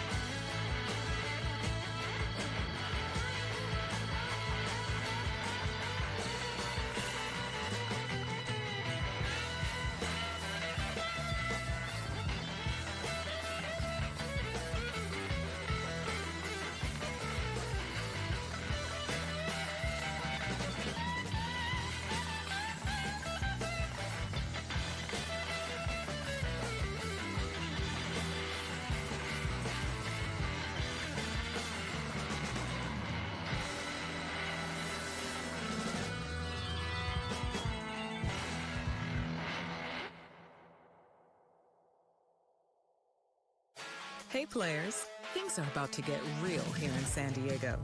Introducing the all-new Hamul Casino Resort. With a 200-room hotel tower, exciting new eats and drinks, plenty of new places to play, and a luxe spa and salon. Hello, rooftop pool and deck.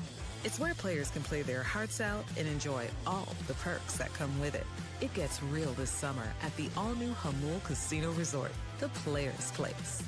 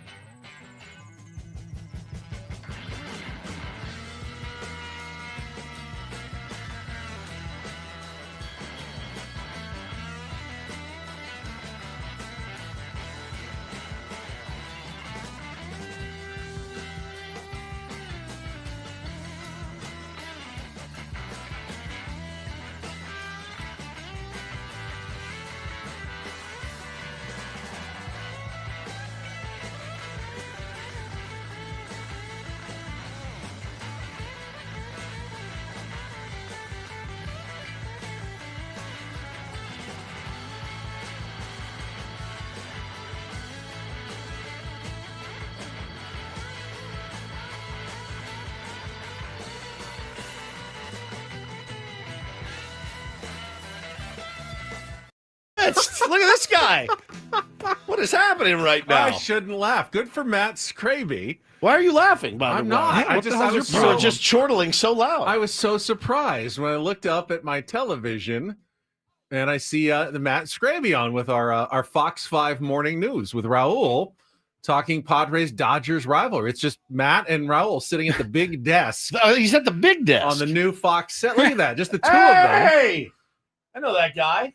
Got a Scravy Show black hoodie on. I got to tell you, learn from the best. You're welcome, kid. Congratulations. That's how it's done. That's how you do it. Look at him parlaying his own show, the Scravinator's success, into a television appearance. 97.3 the Fan, host and executive producer. Ooh. Matt Scravy. Yeah. Can we get the audio in or no? Not through that TV. Not through that TV? Too bad. Oh, fantastic. All right. We could be missing some good stuff right now. I wish we could go live and critique it as we go. Should we have him call in and give us a synopsis of his appearance? I need it looks to hear like it might be wrapping up. Wrapping up. No, he's still on. It was a good long segment. He's serving an important role of time filler on the Fox Morning News. Chances Raul asked him if he had any spare Padres tickets laying around. It's 100%. Hey, you're on the flagship. Yeah, you're on the flagship. Do you have extra tickets laying around? Maybe in the suite or? He's still going. He looks handsome, by the way. He looks really handsome. The beard looks good. Hair looks good. Hair looks sharp. You got a sweatshirt on. All right, that's good. Get out there. Adam Klug, he's on vacation right now. Believe he went to, I want to say Lake Tahoe. I think that's where. That sounds right. Have you been to Tahoe? Not in a long time. I went once for a business trip, kind of more through it. Stayed in Reno, but I went through Lake Tahoe. I was like, wow, this is absolutely beautiful. So Lake Tahoe's got the south side, which is on the Nevada side of the border. They've got some of the casinos. Right. And then more the north area is kind of the ski resorts and kind of lake and boating sort of activities. What does he do at Lake Tahoe? Hey. The water's really cold. Very cold. It's beautiful, though. It is like the coldest water. Lake Michigan, too. Freezing. It's just melted ice. Melted ice. What is he doing up there? I want to know. I need more exposure for Klug. I need to know what he's like on vacation. I assume they've got some sort of Airbnb that they're staying at as a family trip. My guess is a hotel.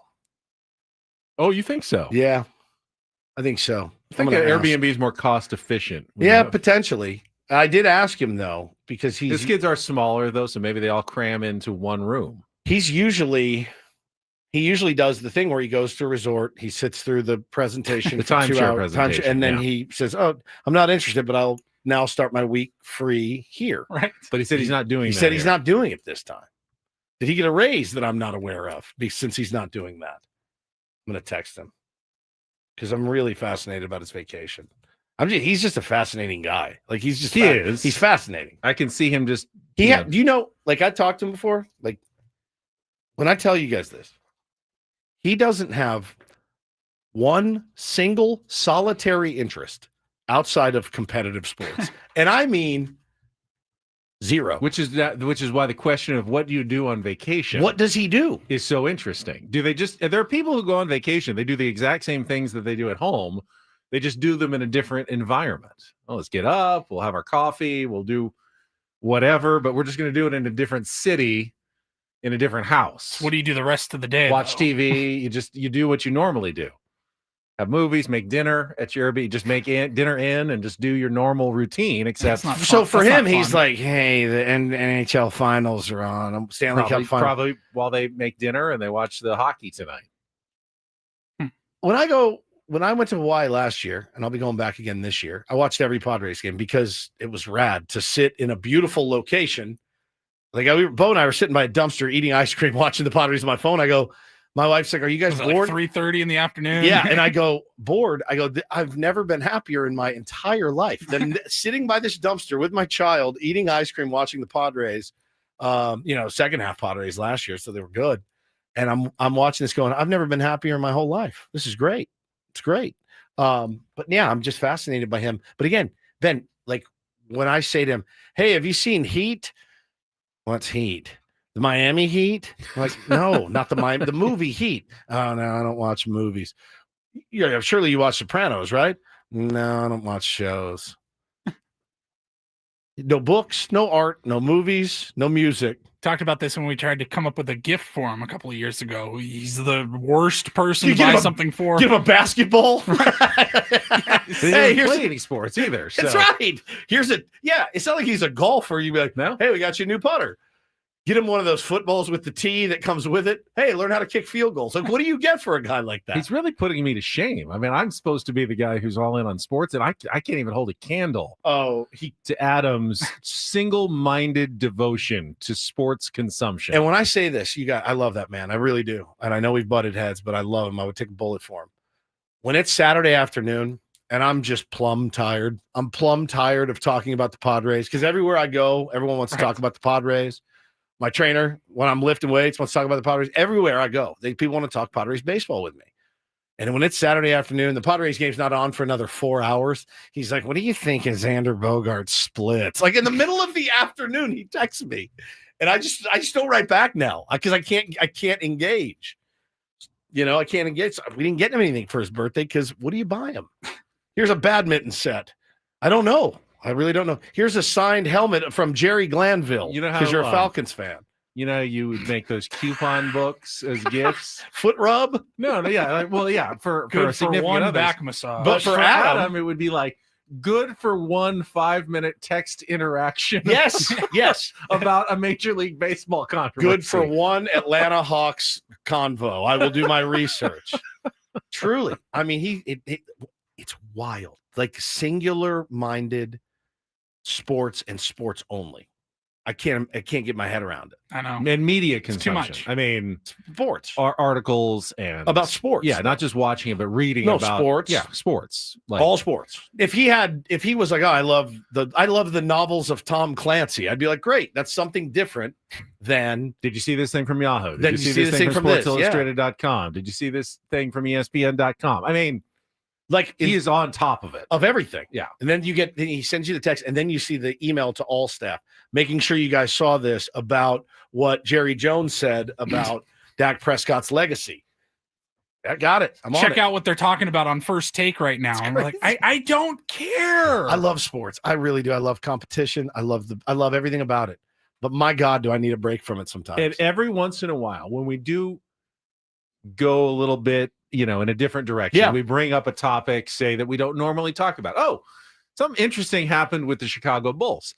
He will text us 7 contacts in the middle of the show. Interviews. Hey, here's Bill Wennington's number in case you want to talk to him about this. He does that instantly. It's like 7 names from his Rolodex. It's like we just mentioned it casually. All right, joining Ben and Woods, it's Bill Wennington. We were just talking about you. It's so good. He's such a gem, though. It's such a gem. I've had bosses that checked the F out and wouldn't know. We used to have bosses. I'm not joking when I say this. We used to have bosses that we'd come in after the show and they'd sit us down and they go, all right, Ben, you said this, and this. And I would say, well, let's hear the audio. And they go, oh, we don't have the audio. I'm like, well, first of all, he didn't say that. You took it totally out of context. You didn't hear the entire conversation. Like they were checked out. Adam is checked in. He's almost too checked in. So I'm glad he's on vacation. Well, he is and then he isn't. Yeah, true. Because there will be times where like we'll have a don't do this story on a Monday. And then on Thursday, he's like, hey, you've seen this? Holy crap, have you guys seen this? There's got to be a don't do this. And we're like, have you ever listened to our show? Did you hear this? Right. Yes, we did it on Monday. I love Is it extra sweet because it's against the Dodgers? When he misses something, the 5 minutes he was in in the shower or something. That's why he or didn't the catch 5 it. minutes he was spending with Mike Greenberg on Get Up or something. It just kills me, man. Absolutely kills me. Love him. Have a great vacay, Adam. I know you're not listening. He would remind me, though, that it is time to give away some Padres tickets. Padres fans, would you like to head out and get one of those Fernando Tatis Jr. bat flip bobbleheads on June 23rd? Be the 5th caller right now at 833-2880-973. We're going to give away a pair. Padres Nationals, first 40,000 fans in attendance. Get that coveted bobblehead doll of Fernando Tatis Jr., and you can still get tickets for that game and that series at Padres.com/tickets. Call now to win, though, 833-288-0973. All right, we'll come back. Paulie's got his Rondo report. We did have Game 5 of the NBA Finals and got Game 6 of the Stanley Cup Finals coming up tonight. Get into that coming up next with Ben Woods on San Diego's #1 sports station, 97.3 The Fan.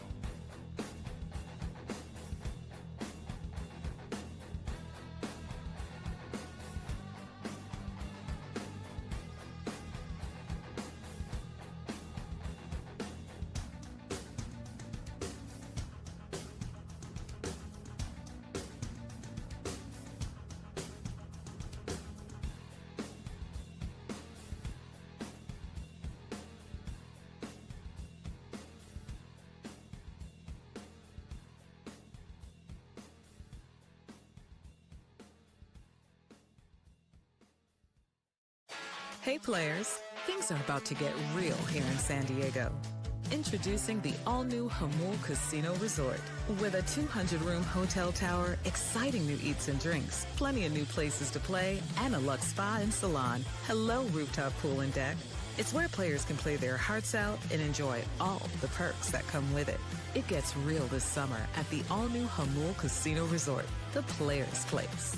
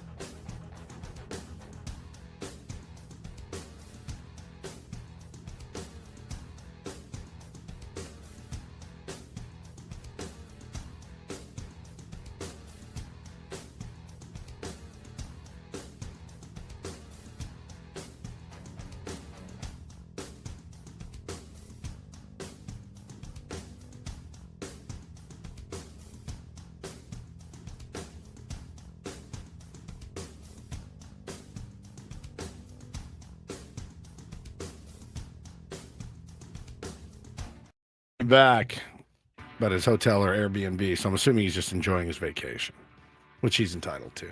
Maybe he's en route. Could be. Are they driving? They're actually hitchhiking to save money. I didn't tell you this. They jumped a train. They're going to jump a train as a family, and not like a Amtrak. Like they're going to jump a real train. Come on, kids. You'll have fun. So good. I texted our colleague Matt Scravy over the break. Said looking good on Looking TV. good. He says, thank you very much. Coming from you, that's a big compliment. Wow. Now, I can't speak to his content as we didn't hear it. Could not hear what he was saying. He could have been making no sense whatsoever, but he looked good. We all can attest that Scravy looked sharp on television this morning, representing our station. I think you can question wearing a hoodie on TV. Whoa. That's producer wars. I'm here for it. I had the same thought, but it was at least a Scravy show. He was promoting his show in the station, so I thought that was kidding, Scravy. that was a I'm just positive. kidding. I'm just kidding. He's gonna kill you. He also says Adam is driving his family. He's driving. So that's his why family. he can't text you back. Woods. Okay. So they had a long talk about it yesterday. Oh, they did. Yeah. You think Adam's ever sent a text message while driving? No, never. I don't think so. Me neither. I'd tell Scravy to just call in and give us everything that Adam told you, but we do have a Rindle report coming up. So let's check traffic. We'll get to our final headlines, get to 10 o'clock, and then we can get out of here on a Tuesday on 97.3 The Fan. 5-5 Get Ross Traffic Center, protecting San Diego after accidents or injury. Here's Kelly Danek. Traffic is sponsored by Valvoline Instant Oil Change, your 15-minute drive-through oil change. Wrapping things up with a couple of problems on westbound King Freeway. One is a collision right at the southbound 125 connector. Got that right lane blocked further west on the King Freeway just before 28th Street. A collision blocking the slow lane. Westbound 8, right around Jackson Drive. We have reports of a large pothole in middle lanes to watch out for. San Diego summers mean beach days, road trips, ball games. Make sure your ride's ready with Valvoline Instant Oil Change. Drive in, stay in your car, and be done in about 15 minutes. No appointment needed. For coupons, visit SoCalOilChange.com. I'm Kelly Danek with Ben & Woods, San Diego's #1 sports station, 97.3 The Fan. And get things started here with our today's edition of the Rindle Report. Now tuned into the greatest. Welcome to the Reindl Report with Paul Reindl. Hi, Paul. All right. 2 stories from the world of sports that we haven't gotten to yet. We'll start off in Major League Baseball. And 1 story that you didn't know you needed. Are you laughing, biatch? It's the Reindl Report Hey, Paul, how you doing? Okay, how are you? on 97.3 The Fan. Are you ready to bless the mood? I need some help, please. That was good. Can I get a yeah? Oh, yeah. All right. All right. All right. Happy Tuesday. Happy Tuesday. Gentlemen. Let's see. We've got Stanley Cup Finals tonight. Oh, boy. Game 6, 5 o'clock puck drops on TNT, or you can watch it on Max as well if you want to stream it. And Florida has a 3-2 series lead, so they are looking to close that one out. At home. Could be At the last home. hockey game of the year. What Could will you be. do with your time? I'm going to miss it so Once much. it's gone, Woods. I miss it so much. I I finally must- watched game 5, I guess it would have been on Saturday. Watched the whole thing. Had it on the, The whole second thing? Had it on second screen, muted, just kind of paying attention. Because the first 4 games, they've been incredible. They Yeah. were super tight, overtime. I was like, all right, I need to get into this. I'm definitely more of the, it's tied in the third period. I'm in. I'll check it Or, out. it's going to overtime. Then I just flip wish it on. I wish I had a team. Yeah, And I wish wish we had a I know, like, it's on the list, one of the Vegas trips that we go on, to go to a Vegas Golden Knights game. Because I know, as soon as I go to an NHL game, I'll fall in love with It's it. so fun. I live. promise. It's so fun live. Never been to an NHL game. Yeah, I'd like to see the Oilers win tonight. Get this thing back to Edmonton for Game 7. Yeah, we could get a game 7 in the hockey. We could also get a game 7 in the NBA, but we're going to have to wait and see. Game 5 was last night, and the Thunder rolled 120 to 109 Good last night. sportscasting there. Yeah, how about that? So Oklahoma City has a 3-2 series lead. That was the first time that the Pacers have lost back-to-back games since March 10th. Crazy. Crazy. Halliburton, not a great night, you said. No, 4 points, all on free throws. He injured his calf. He had right calf tightness, tried to play through it, but he obviously wasn't He still 100% played effective or even. The second most minutes of anybody he's on the out Pacers. there, He was but- there. He just couldn't do anything. Kind of more of like the decoy, Yeah. I guess, and it didn't work out. Now they pulled within 2 in the fourth quarter. Looked like it was not going to be a game again, and the Pacers always find a way to climb back into it, but they ran out of gas. SGA did the SGA thing, 31 points. He's pretty much good for 30 to 35 like every single game, but it was Jalen Williams who came through 40 points, playoff career high. Man. They're already saying kind of like the Scottie Pippen now to SGA's Michael Jordan, and he came up with a huge game that could end up being the series decider there. That's it for the basketball and the hockey. Anything else in sports to talk about before I talk about the depraved, just degenerate generation of Gen Z? I'll get to that in a second. Oh, yes. Joey Chestnut's back in the news. Oh, saw that. He is unretired? returning. He unretired? He's He didn't retire. unretiring. No, he didn't retire. Remember, they banned him last year because he signed an endorsement deal with That's Impossible what it was. Burgers. That's what it was. I And- thought he retired. And they were so mad because they thought it looks bad for Nathan's hot dogs that you're eating, non-meat products. You're like the biggest meat eater ever. And he goes, I can do both. And they said, no, if you're going to endorse Impossible hot dogs and burgers, we're not right. going to have you eat regular hot dogs.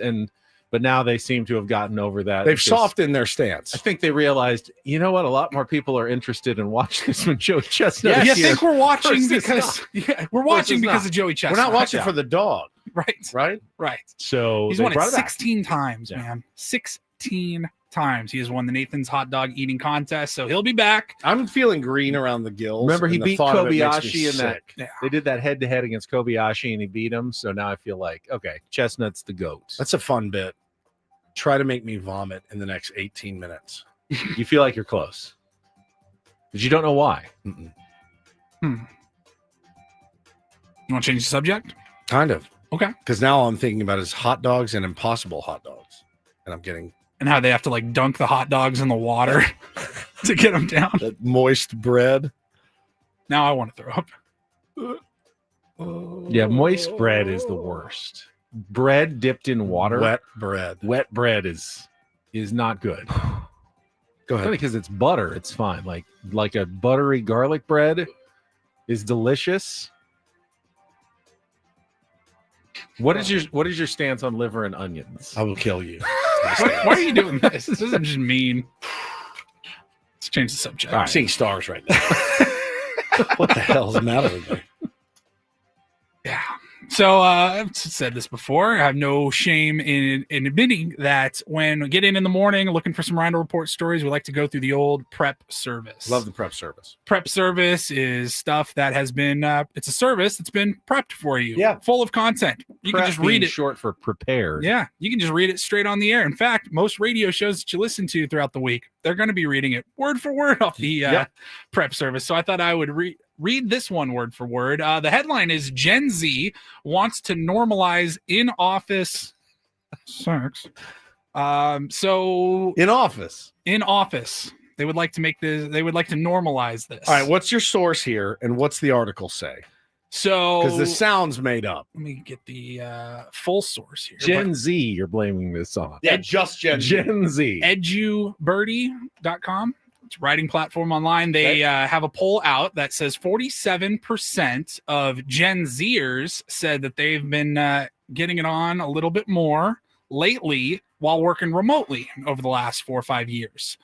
Everybody had to make the switch to working from home. Now, some businesses have already done the return to the office. Right. Some are putting plans in place to try to get people to come back to the office. And look, that's a huge lifestyle change. I totally understand if you got used to getting your job done from home and now you're like, I don't want to go back. I don't want to go back to the office. I got a pretty good routine. And apparently that includes now, smacking I into assume lights. if you're working from home, you're not it's not your coworkers that you're correct. Well, it could be, but it's at your home. But it could be a coworker. They live close. So They live close. Come by. Let's have an in-person meeting. Yeah. During our work hours. So one of the questions in this poll was things that you would like to see added to the office, and 38% of Gen Zers said they would like to have, quote, private spaces for hookups and solo play. Solo play during the workday. Of those 38%, what percent are male versus female? 100% of that is male. Yeah, that'd be great. I don't have the full breakdown, but I'm guessing that's probably if I get a close. room here, I'll get laid all the time. All I needed was a room here. I just needed a room. Can you imagine going to, putting out answering a poll and be like, yeah, I'd love a solo station at work. In the middle of the day, I'm like, guys, I'm taking my 15-minute break. You know where I'll be. Are you kidding me? I would. The problem is at work, you always have to have like workplace rules, and someplace there's going to have to be a sheet with all the rules for the break room, the meat suite. Ray, Ray just in the meats. The meats. Jack Shack. It'd be sponsored by like Dietz and Watson if it was here at the by radio Dietz station. and Watson. Hey guys, if you need me, I'll be in the Dietz and Watson meat suite. Is there going to be like some sort of Google Doc where you schedule the the meat suite for like 15 minutes? So yeah, private spaces for hookups and solo play during the workday, so they could, quote, take a break alone or with a coworker. And then it's just going to lead to disputes. Like they overstayed their 15 minutes by 7 minutes. They didn't clean up in the room. The room was What is this, an messy. adult video store? Like, where do you work? Do you work in an adult video store? Because if that's the case, all right. I don't even know if that's okay. Then, of course, there's going to be the inner office jealousy of the people who are always using the room, And the ones people that, are of course, who are never getting to use the room, even though they want to use the room, but no one really wants to use the room with them. All right, that's the 4th time today this guy's gone in there. What the Bro, hell? What's your problem? So Terry is overusing the room. Terry's in there again. Yeah.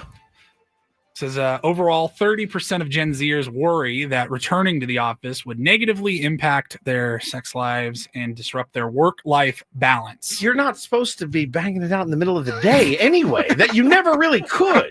Now there's ways around it, but like for the most part, that's not worked into your work day. That wasn't like isn't that like it's like exciting, like your first week working from home? Yeah. And you're like, hey, I'm on the clock. I'm on the clock. This could be That is one of the actual biggest generational differences, is that I think the younger that people are today, they do expect work to also be like a playground. Like, yeah, it's got to be a lot of fun and a lot of camaraderie and everything. And I think the older you are, you think the work is work. It's like, this is not your fun time. That's when you're not at work, and when you're at work, it's your work time. Can you imagine a normal business, no matter what it is, that's like, No. all right, well, here's the solo room, and then this is for couples in the middle of the day. I really can't. Do you think I'll be honest with you. I would have a little bit of performance anxiety in the middle of the workday, being like, all right, sweetheart, you ready? And we head into the room and shut the door. Like We've had this on the books since last Tuesday. Yeah, I mean, you know, we're going to do this.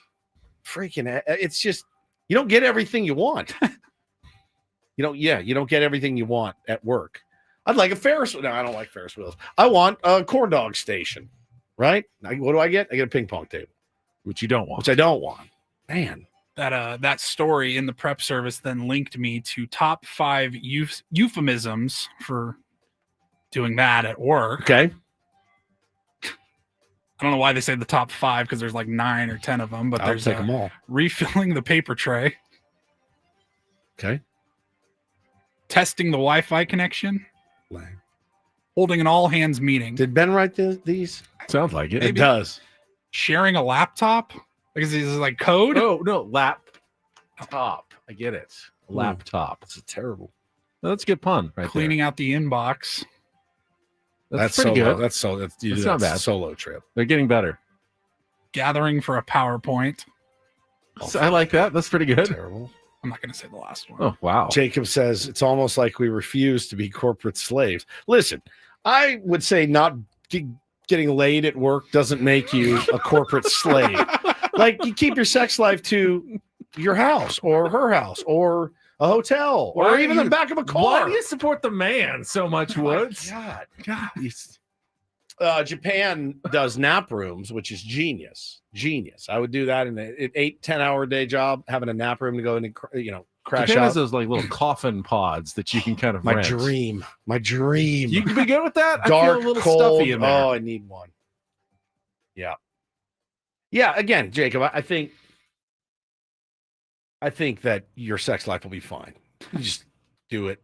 You can do it after work or before work, even lunch. The nooner. Oh God! Any second. You're really about to burst. I am.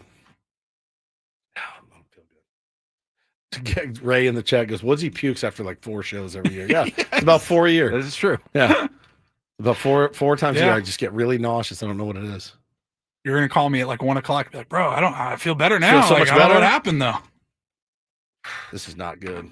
This is not good at all. We usually excuse you a couple of minutes early. I'm fine. You go and take care of business. I'll be fine. You ever had no, I guess you probably wouldn't have. What? Nothing. I'm not going to ask you. I don't really want to know. No, I've never vomited at work. No, that's not what I was going to ask. Let's go back to the old story. Yeah. No. You ever? No, not. I mean, you ever catch anybody? No. Really? No alone time? Mm-mm. No. I'm the weirdo. Yes. I mean, let's see. It was about 30% of people polled. There's 3 of us in this room. Raise your hand if you haven't. There you go.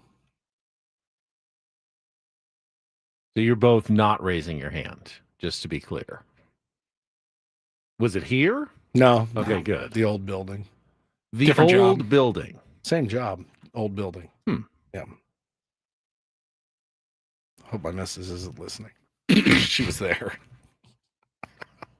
Well, it's not that bad. She was in the building? It'd be worse if she wasn't was there. with me. And she was listening. She was with me. See, it would be worse if she was there, but wasn't involved. But was perhaps Yeah, she in was. the room She was in the at break the room. time. Yeah, had to be done now. I just need 5 minutes. I'll be right back. 5. Come on. Anyway, that's it for me. Okay. That was a good week. It's also just Tuesday. Tuesday. It's just Tuesday. We'll be back tomorrow. Now, remember, we're off on Thursday. Correct. So, get your fill of Ben and Woods tomorrow. Hopefully, we can be talking about a win. Sammy Levitt was tweeting that, it's a bullpen day for the Dodgers, and a lot of their main guys have gone 2 straight days. So you're looking at Padres are massive underdogs. Matt And I mean Sauer, massive. Justin Robleski, and Jack Dreyer as the likely innings eaters for the Dodgers in the game today. I mean, you really want to get this one if you're the Gotta Padres. get this one You know, today. Randy Vasquez needs to come through. give yourself a chance. Maybe Dave Roberts will just give up on the game like he did last week. Yeah, try to get to these guys early. You can't beat them in the close ones, but hey, if they give up on half the games, you've already won half the season series. So you take them when you can get them, and hopefully the Padres can get one tonight. We will be back tomorrow morning at 6 a.m. to talk all about it. It's also a Big League Wednesday, and we have a former big leaguer joining us by the name of Mark Grant. He was a pitcher, I believe, for the Padres and Giants. He will be on the show tomorrow. For Paulie and Woods, I'm Ben. Braden's up next year on The Fan. So long, everybody.